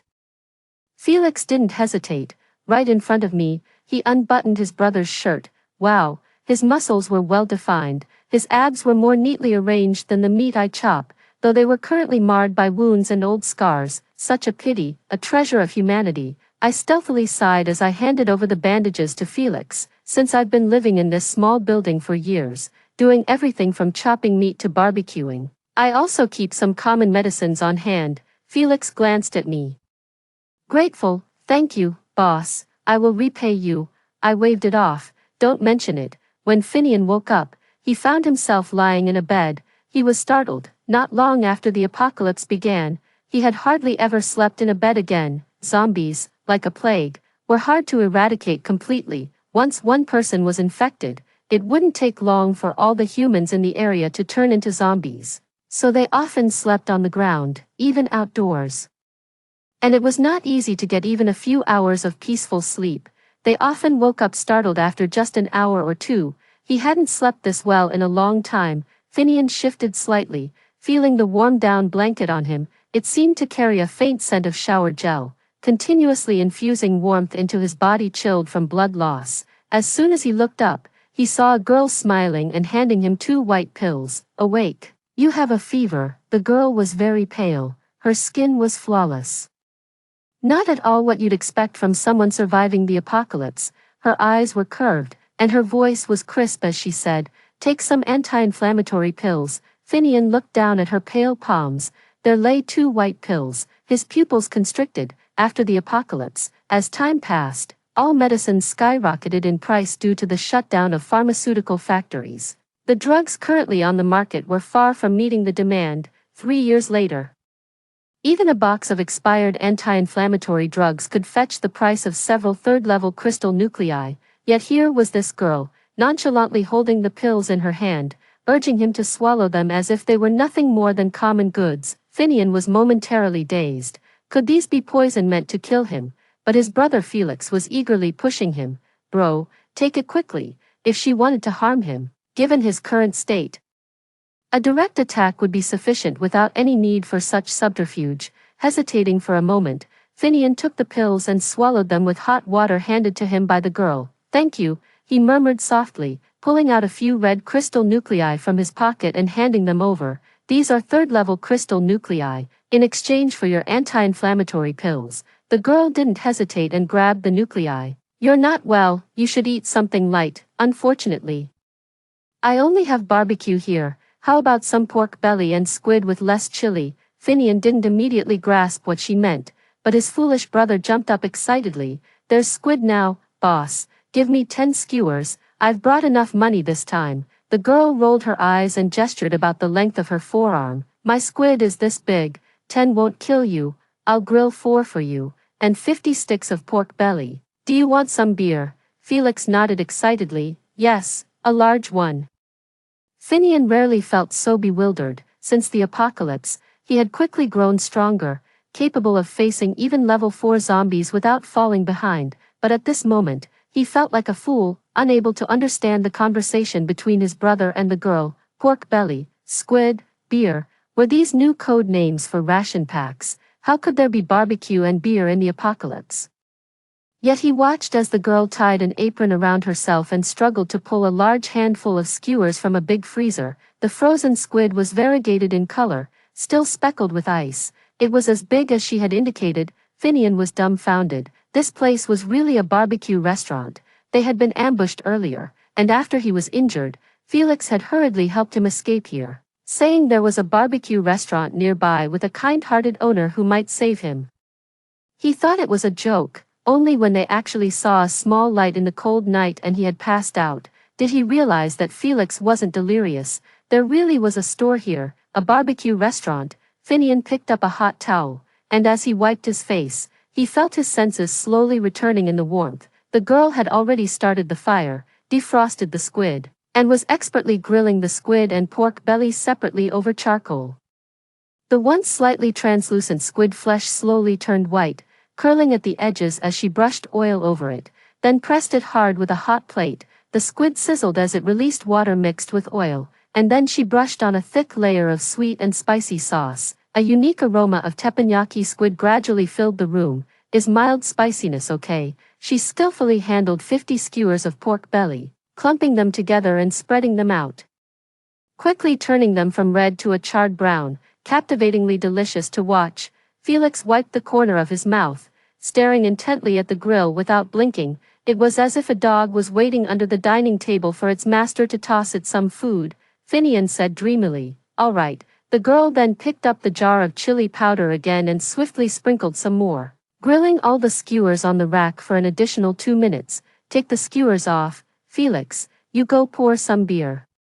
The glasses are in the cabinet below." "Got it." Felix, happy to follow orders, sprang up and rummaged through the cabinet to find 3 clear glass beer mugs. He then went to the beer tap and turned it on. The orange, clear beer rushed into the glass, creating a dense, white froth, carrying with it the aroma of barley. Even Finian, who could face a horde of zombies without changing his expression, couldn't help but rub his eyes and pinch his thigh. Ouch, it's real, Felix.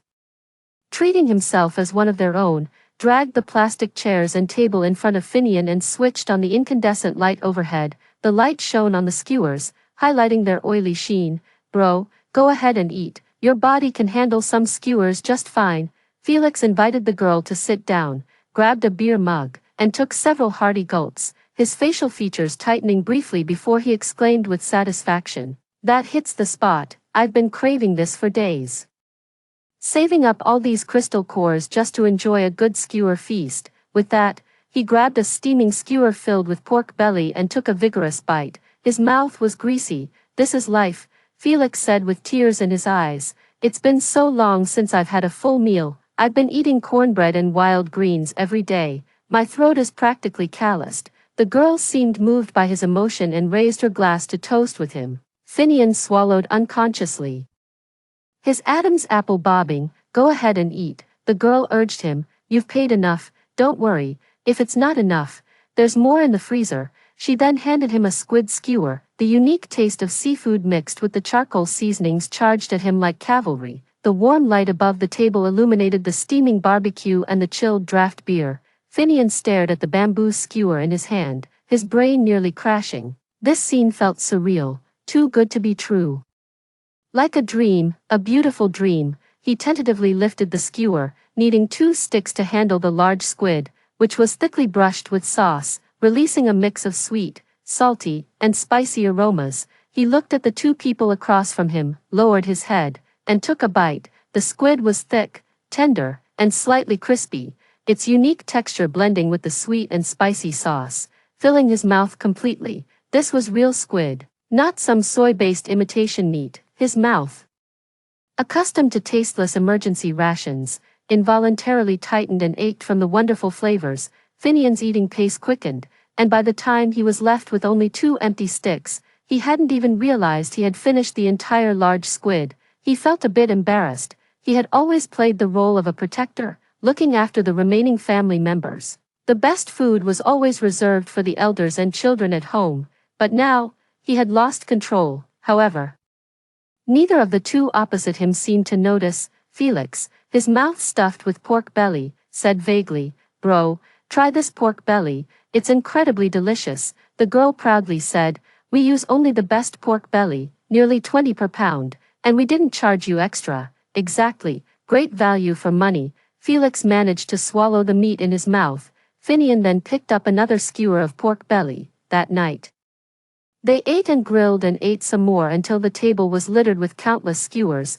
Finian swallowed the last bite of meat, letting out a satisfied sigh as he wiped the thin sweat from his forehead. Then he saw the table full of skewers and suddenly felt foolish. They had eaten so many skewers. How much would that cost? The crystal cores they brought surely weren't enough. What should they do? Maybe they could leave Felix here to work off the debt. Later that night, as I lay in bed, I was bubbling with joy. Today, these brothers were big spenders, handing over so many crystal cores all at once. Although I don't really understand these things, when I opened the freezer, these crystal cores suddenly unlocked several kinds of ingredients: enoki mushrooms, chicken wings, cartilage, lean meat, leeks, and my favorite, iced cola. Tomorrow, I'll have a real barbecue feast. Finian was badly injured, so I let him rest on a camp bed downstairs, while Felix slept on the floor next to his brother. These brothers seemed decent, never involved in any forceful buying or selling, and Felix even helped me clean up a bit. Looking out the window at the night sky, the faint howls of zombies echoed through the desolate ruins, adding a touch of terror to the night. I curled up in the blanket, shivering slightly, comforting myself. Although I've ended up in this forsaken place where birds don't even bother to poop, at least my store came along with me. In these chaotic times, I still have a place to call my own and an endless supply of ingredients. As long as I don't foolishly venture out, I'm safe here. Drifting off to the lingering scent of barbecue in the air, I fell into a deep sleep. The next morning, I prepared a grand feast. Initially, Finian seemed a bit embarrassed as he muttered, I don't have that many crystal cores left. Thinking it over, I realized I could offer free meals since my ingredients are unlimited. But overly generous gestures might not always be wise. After some thought, I tentatively suggested, How about you stay here and work as a security guard to keep order in the store? I can't offer much in terms of wages, but I'll cover your room and board. How about that? Hearing that Felix could single-handedly take on level 4 zombies, I was impressed, with the potential for troublesome customers in the future. I really did need a security guard, but honestly, my main reason was that he was incredibly good-looking, not the delicate, pretty boy type, but exuding a rugged charm forged in fierce battles.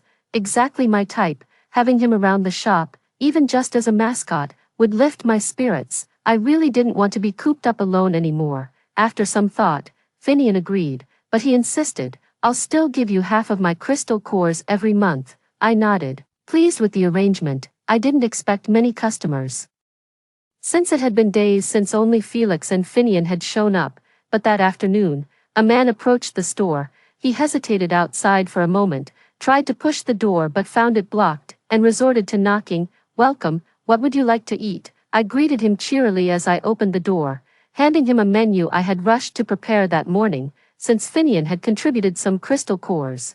I had expanded the menu significantly. The neatly written hard-shell paper menu listed: grilled pork belly, 1 crystal core; crispy bones, 1 crystal core; choice meat, 1 crystal core; grilled leeks, 1 crystal core; chicken wings, 3 crystal cores; foil-baked enoki mushrooms, 5 crystal cores; grilled squid, 5 crystal cores; cola, 2 crystal cores; beer per liter, 3 crystal cores. The man, in his 30s or 40s with dark, somewhat fierce features and a sturdy build, looked confused as he took the menu. What does this mean? He asked, glancing up, pointing to the sign on the wall.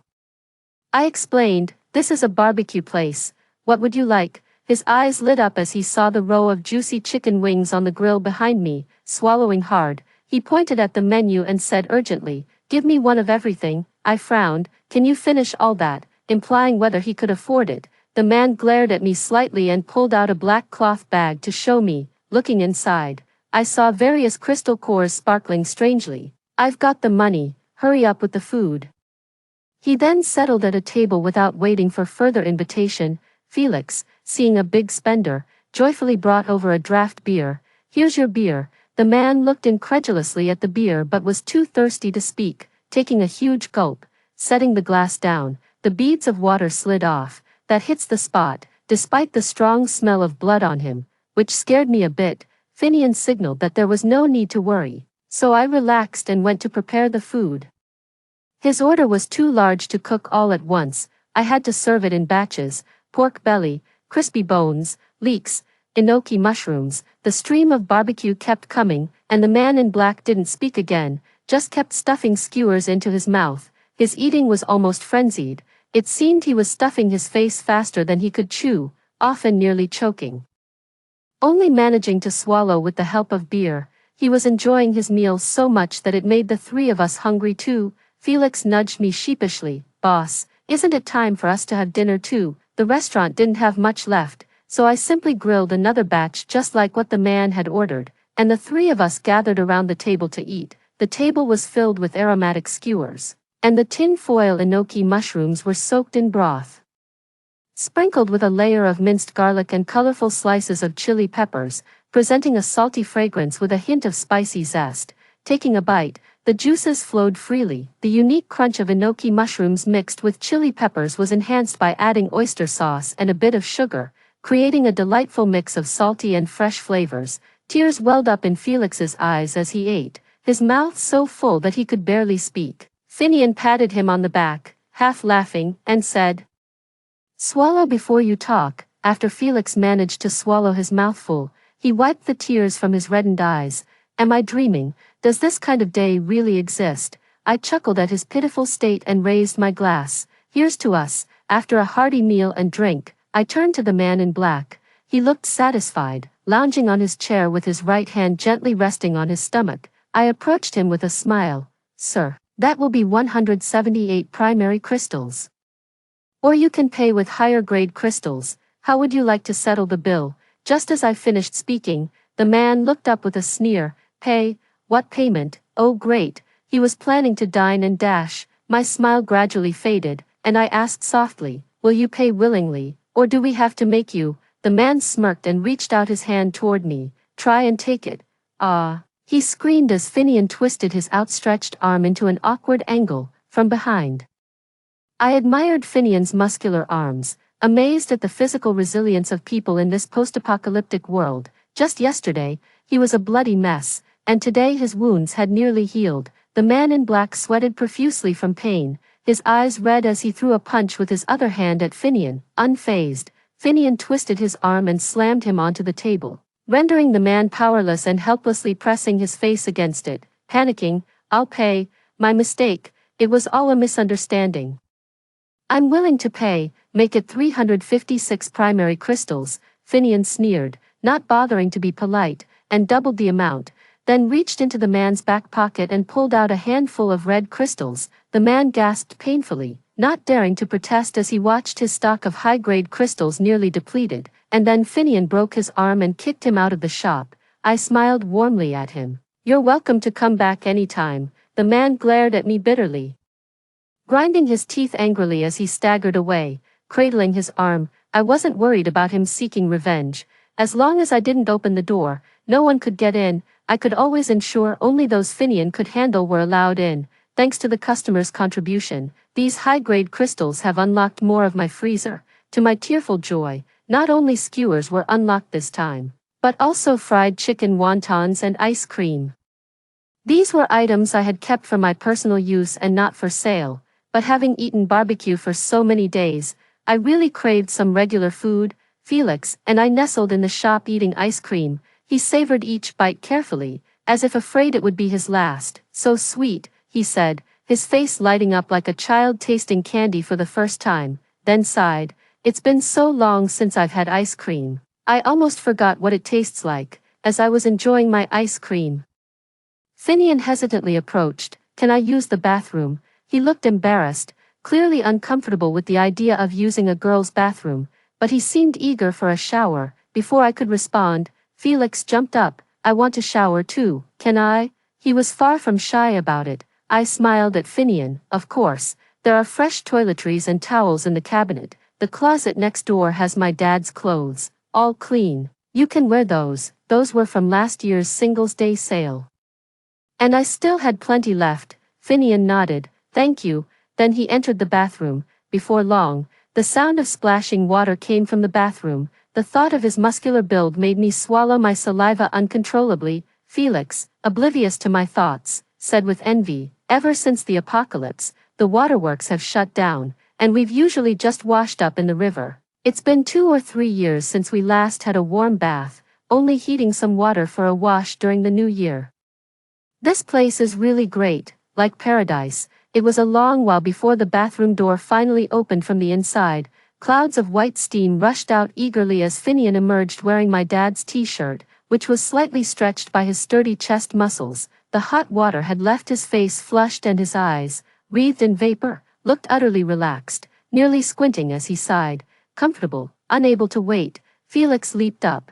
"I'm going to take one too, now."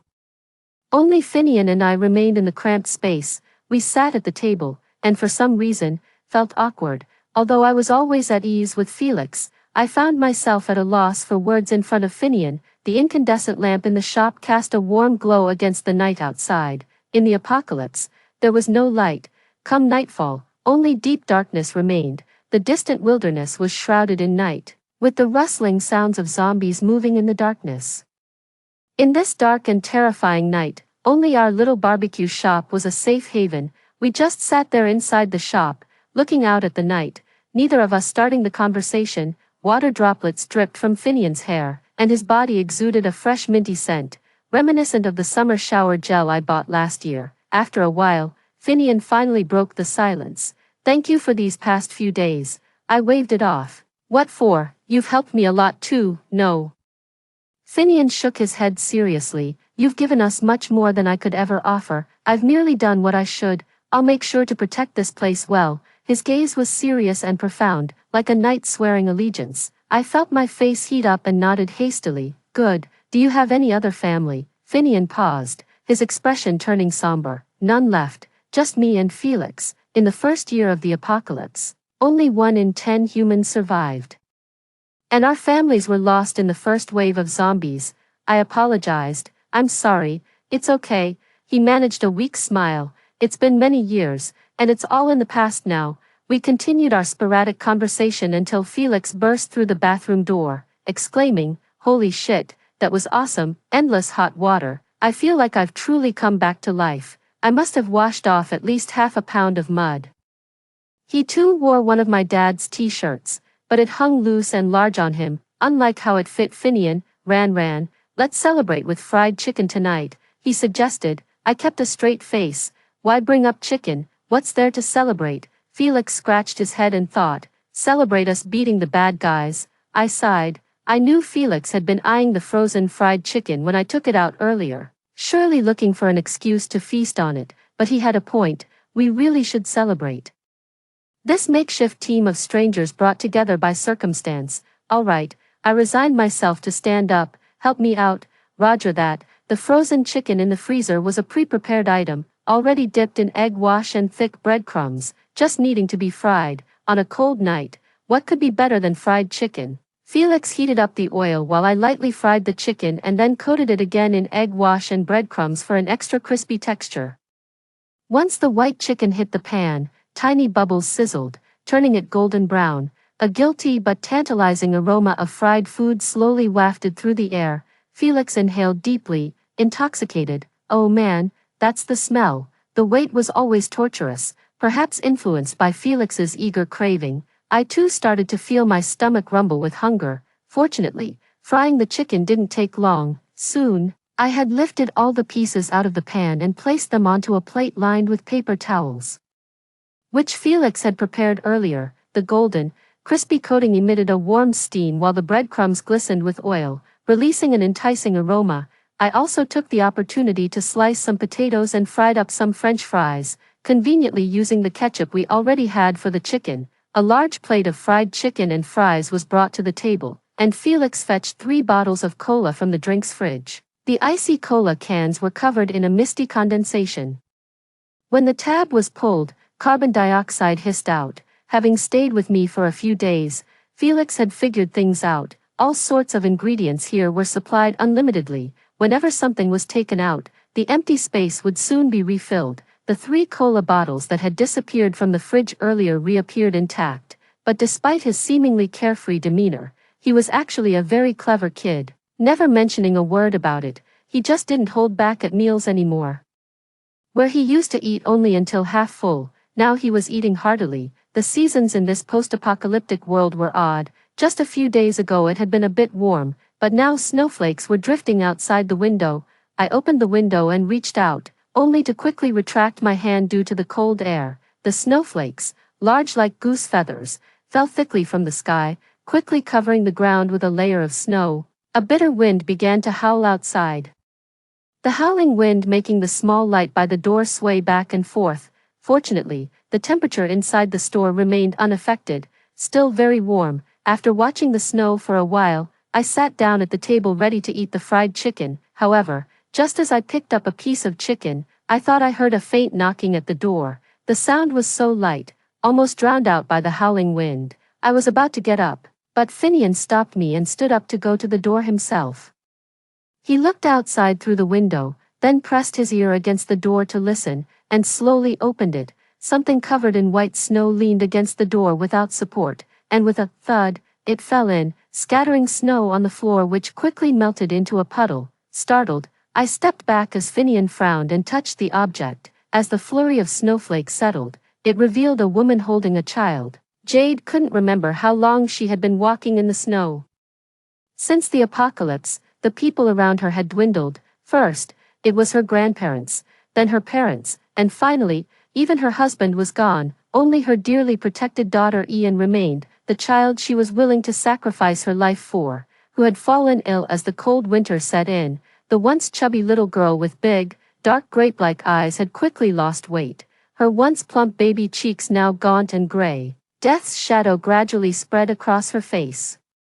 Jade was on the verge of collapse, but in this post-apocalyptic world, fever-reducing and anti-inflammatory medicines had become a luxury. Even though she had fought tooth and nail to save just 1 or 2 low-grade crystal cores, it was a drop in the bucket. those behind her, wanting to treat her daughter like a lamb, were getting closer. They harassed and abused her, but she would rather die than sacrifice her daughter. Ian, still so young, would softly call her mommy and use her little hands to wipe her tears. With this thought, Jade could no longer contain her grief and broke down crying, but even in her crying, she dared not be too loud, for fear of attracting zombies. Her daughter's body grew hotter in her arms, and Jade staggered in the snow, her tears freezing on her cheeks. Even when her husband had been killed by zombies, she had never felt so helpless.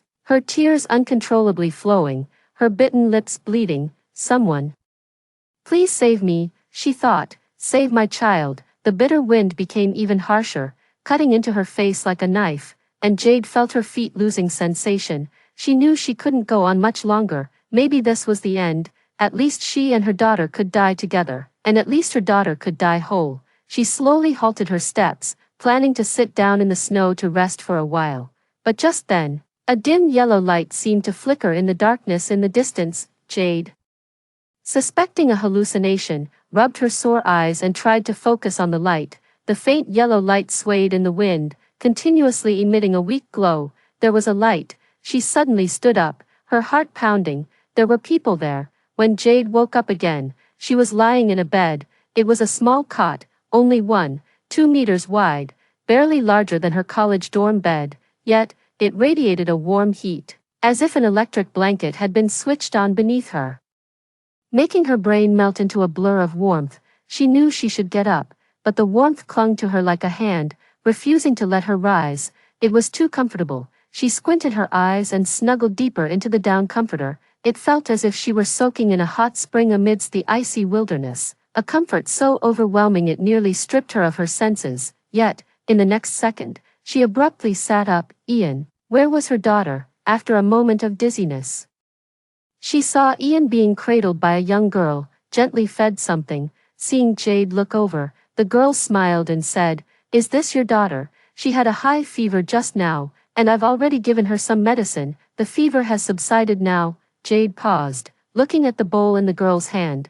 It was a medicinal concoction, emitting a faint medicinal scent. Ian lay in the girl's arms, her complexion back to normal, her little mouth breathing softly. Sound asleep. Tears immediately streamed down Jade's face. She scrambled out of bed and moved towards the young girl, intending to kneel before her. She had saved their lives. The girl seemed startled and gestured with her hands, pressing her voice. "Please, there's no need to be so formal." Jade wanted to speak, but her stomach suddenly cramped, a sour churning of her intestines echoing in the quiet hall. She then realized that the living room was filled with a rich aroma, the scent of oil that had burst into wonderful flavors after being heated, mixed with the smell of meat and a hint of sweet and sour sauce. She had never smelled anything so delicious in her life. Her stomach, shriveled and tight, began to secrete gastric acid wildly. She could barely control herself. The young girl did not mock her but whispered softly, "Would you like some food? It's freshly made fried chicken." Jade followed her gaze to a plastic table and chairs, where a plate lined with oil-absorbing paper held golden, glistening fried chicken. She should have refused, Jade thought. She was penniless and had no means to pay for this kind of thing. Yet, no matter what, she was unable to speak. She had forgotten how long it had been since she last ate meat. It seemed like a lifetime ago when the apocalypse had just begun. Seeing her silent, the girl stood up, carefully tucked Ian in bed, and invited her to sit at the table.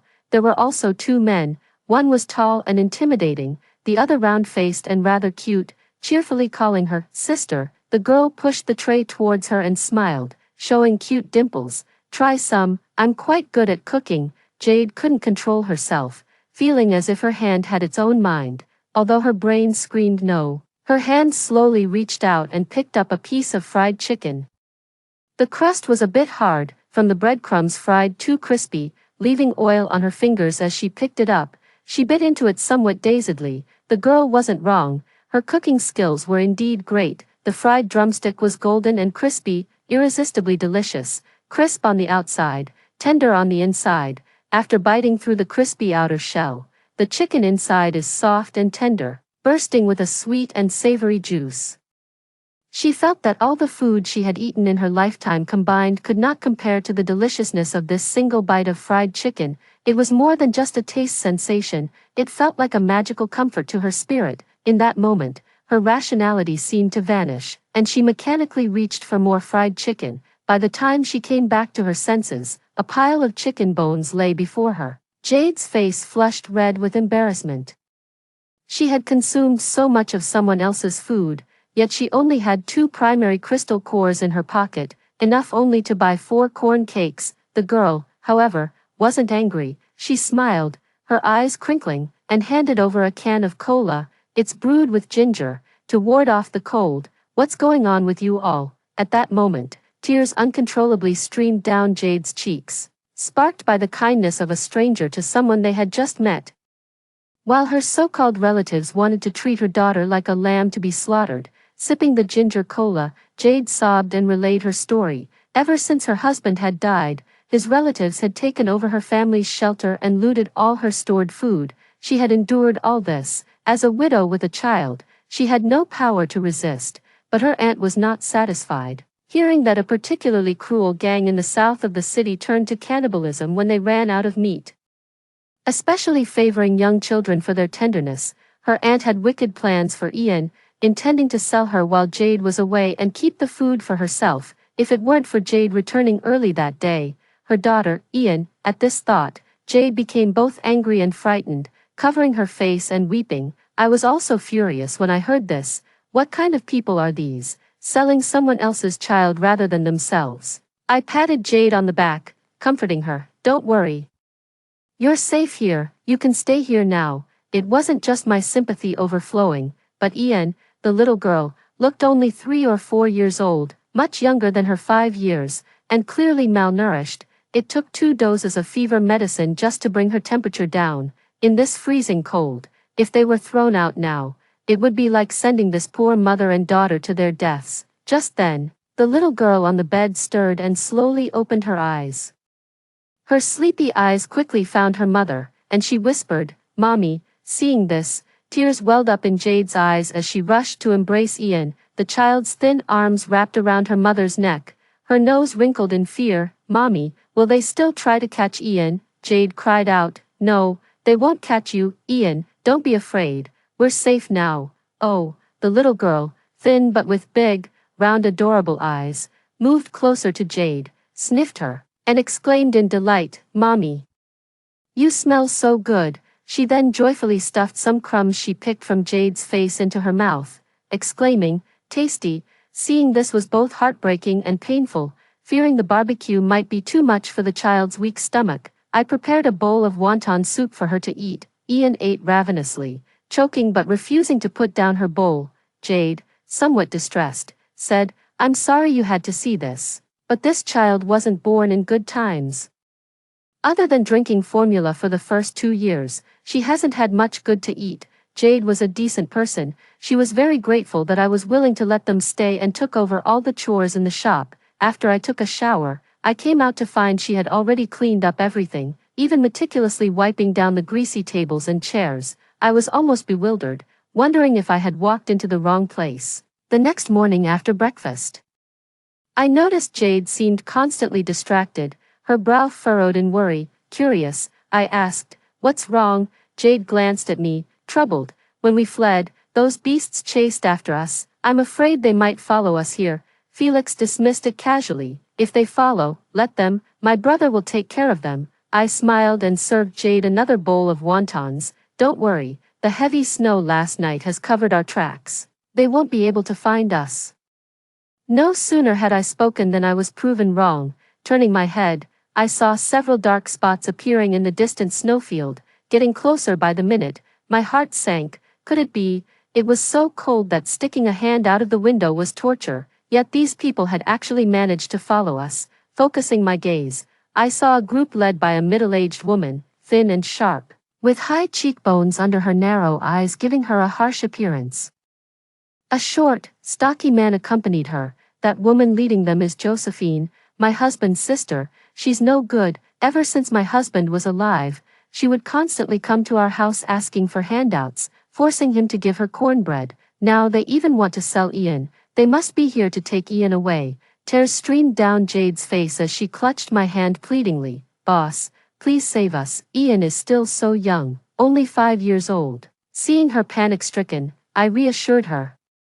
Don't be afraid, they can't get in, just sit tight. Jade looked at me gratefully and turned to hug Ian. Our small shop was the only intact building amidst the ruins. The group quickly spotted us and jogged over to circle the shop, observing. Finian and Felix had gone to wash dishes in the back kitchen. Seeing that only I was inside, the group exchanged glances. The man called Tai Tu, Ironhead, smiled sleazily and knocked on the door with his fist. Lady, open up, it's too cold out here. Let us rest our feet. Thinking about these people wanting to take such a small child, I felt nauseous and coldly glanced at them without a word. Energized by my silence, the woman named Wang Yen kicked the door and shouted arrogantly, Ironhead told you to open the door, didn't you ing hear him? She leaned close to the window, spotting Jade and Ian hiding behind me. Her eyes lit up as she said to the man beside her, Ironhead, look, that bitch and the kid are both here.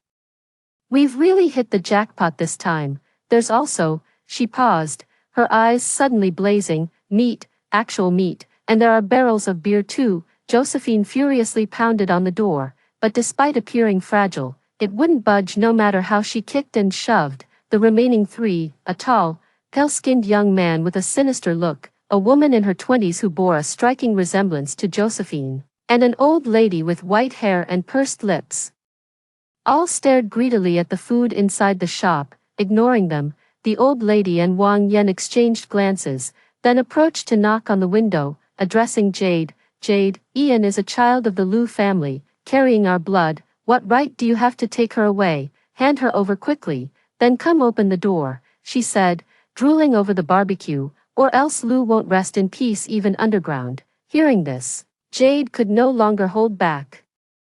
She rushed out and yelled at the old lady through the window, you know Ian is your Liu family's child. Liu had barely passed away, and you're already thinking of taking away his only daughter. She couldn't continue, tears welling up as she hissed through clenched teeth, you call yourselves human, you're worse than animals. The old lady's face darkened upon hearing this. Is that how you talk to your elders? Did your parents teach you no manners? Jade, realizing they couldn't force their way in without my permission, grew bolder and retorted, whether my parents taught me manners, why don't you go down and ask them yourself? The others' faces turned grim, impatient. Josephine snapped, we've already promised the boss that we'd, taking Ian away like this and provoking the boss. Aren't you just setting Lulu up to take the fall? Lulu is your own niece, how can you bear to send her to her death, without Ian?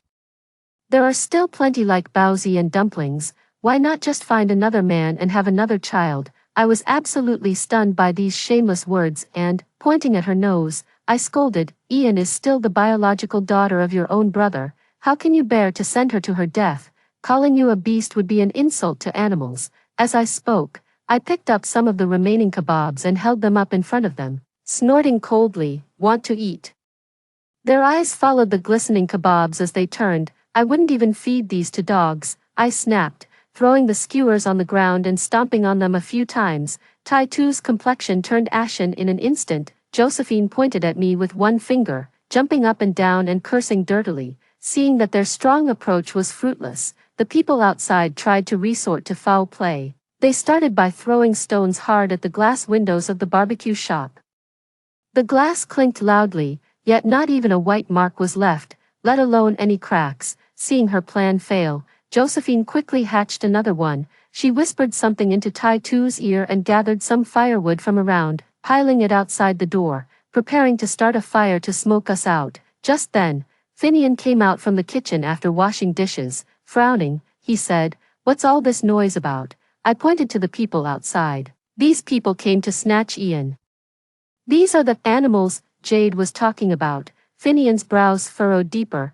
We had all grown quite fond of the quiet little Ian these past few days, though she didn't speak much and was somewhat shy. Her big, watery eyes were incredibly endearing when she looked at people, and she was very sensible, always politely addressing us as brother and sister. Without a word, Finian pushed open the door of the barbecue shop. As soon as the door opened, Tai-Tu stepped forward briskly and threw a fierce punch at Finian's face. The punch stirred up drifting snowflakes, but Finian's expression remained calm. He didn't even blink as he grabbed and twisted Tai-Tu's arm with a swift motion. Tai-Tu's elbow twisted at an unnatural angle. Finian had actually broken Tai-Tu's arm. Tai-Tu froze for a moment, then beads of sweat the size of soybeans appeared on his forehead. He let out a painful scream, cradling his elbow. His eyes reddening from the pain, he gritted his teeth at Finian. "You motherf******, I'll make you pay." But he knew he was no match for Finian, barehanded, and desperately pulled out a dagger from his pocket, swinging it at Finian.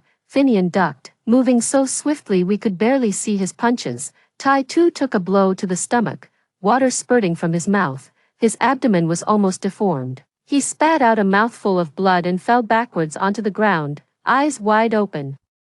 Life and death uncertain, his huge body creating a splash of snow on impact. In just a second or two, Tai-Tu, the top enforcer of Boss He, lay collapsed in the snow. The people around were stunned, looking at Finian as if he were some kind of monster, no longer daring to speak. Finian said nothing more, just coldly glanced at the few people and turned back inside. "I was a bit dissatisfied.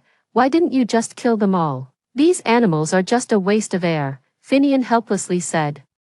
"That boss, I've dealt with him before. He never lets things go lightly. These guys brought their top enforcer here, but now they have to go back with Tai-Tu broken and beaten. He won't let them off easy. Trust me, their fate will be 100 times more miserable than dying at my hands." Hearing this, I didn't care to discuss what exactly he meant by miserable and just shut my mouth. Relieved from a great worry, Jade rushed over and knelt down before Finian, her eyes brimming with tears as she looked at him like a savior, emotionally saying, thank you. These days I've been unable to eat or sleep. Every time I close my eyes I see them taking Ian away. It's been unbearable. Thank you for saving us, mother and daughter. From now on, I am willing to do anything for you." Finian shook his head, a slight smile on his lips, and reached out to gently touch the soft top of Ian's head. "No need to thank me. It's what I should do." After that, the boss never sent anyone again, and we never saw Josephine's family again. It seems Finian was right, they really couldn't come back anymore. The barbecue shop had experienced several similar incidents. In such apocalyptic times, the small shop indeed stood out too much. Many tried to attack our shop, only to leave in disgruntlement, with a few even falling at Finian's hands. Days passed by peacefully, one after the other, and the 5 of us, strangers who met by chance, somehow formed an odd family. We all huddled in this small, cozy barbecue shop, unwilling to leave and guarding each other. On a deep winter day, Jade cheerfully brought out a plate of dumplings from the kitchen. I was surprised. "What's the occasion?" "Jade is making dumplings," Jade replied with a smile. "It's New Year's Eve today. We've all lost track of time. Hurry up." "I made dumplings with lamb filling. Let's cook them and eat." Felix, caught off guard, smacked his lips and said, "It's a pity we can't watch the Spring Festival Gala this year." But he glanced at little Ian running around and giggling on the floor. His eyes softened. "This is nice too." The snow outside grew heavier, quickly covering the whole world in a blanket of white. Apart from the dim light of the barbecue shop, everything else was engulfed in a vast expanse of white. As the night deepened slightly, I found some small lanterns in the store's storage for Finian to hang on the door. These were leftovers from previous New Year's stock, unexpectedly still useful. The red lanterns hung at the shop's entrance, emitting a faint and warm glow in the night. You know, it really felt like New Year's. Jade, with an apron wrapped around, was busy in the kitchen boiling dumplings, while Felix, holding a plate, anxiously watched the dumplings in the pot. "Jade, when will the dumplings be ready? They are floating up." Jade playfully hit him. "What's the rush? They just floated up once, still uncooked inside. We need to add more cold water. Hurry up and make some garlic paste for me. Pour some soy sauce and vinegar. We'll dip the dumplings in it." "Got it." Felix cheerfully went to peel the garlic, while Finian and I exchanged helpless smiles. "They're ready." Soon Jade brought 2 large plates of dumplings to the table, along with a bounty of barbecue, fried chicken, and a plate of prawns. As the days passed, more people frequented the barbecue shop, unlocking almost all the ingredients in the fridge. I even found a previously stored grouper. fresh and tender, which Jade used to make a steaming fish soup. Looking at the table, I couldn't help but smile. Barbecue, fried chicken, and dumplings. Our New Year's Eve dinner is quite a mix. Jade wiped her hands on her apron and chuckled. These are the good days money can't buy, unimaginable just a few years ago. We cracked open some beers and gathered around the small table. Ian was clamoring to eat fried chicken while sitting on Jade's lap. I picked up a dumpling, dipped it in the garlic paste, blew on it, and popped it into my mouth. So hot, Jade was adept at seasoning. The filling was rich with white sugar, soy sauce, onions, garlic water, and more. The dough was kneaded in one direction, making it chewy, smooth, and utterly delicious. The tender lamb filling burst with juices the moment it hit the tongue, mixed with a hint of the spicy onion and garlic, followed by a sip of the thick, creamy fish soup, sweating out the cold winter night. Delicious, Jade, your cooking is simply. Felix gave a thumbs up, his mouth stuffed with 2 dumplings, barely able to speak clearly, still reaching for the dumplings in front of Finian. Finian glanced at him and knocked his hand away with his chopsticks. What's with looking at what's in the pot while eating from your bowl? Is it always better on someone else's plate? Felix wasn't bothered and withdrew his hand with a grin. Ian held a fried chicken wing, his little mouth smeared with breadcrumbs and oil, looking up at Jade with a wide smile. Mom, this is really tasty. Can we still have such good food later? I reached out and playfully flicked her nose. Every day, every year, forever. Snowflakes twirled outside the window. Dreamlike under the yellow light, silence enveloped the outside, but inside the small barbecue shop, there was warm light and lively noise. I watched the laughing group with a smile. There are no firecrackers or spring festival gala, but I have friends and family by my side. Finding myself in a strange world, I've lost my normal life, my relatives, and friends, everything that was once a part of my everyday existence. Yet, I've gained so much, and life here seems pretty good. Actually, cheers. I say, lifting my beer with a smile. May we have this day every year, and this morning every age. Cheers. Everyone else raises their glasses too, and our beer glasses clink crisply on the dinner table, the liquid splashing and catching the light in bizarre colors. Everyone is smiling broadly. May we have this day every year, and this morning every age.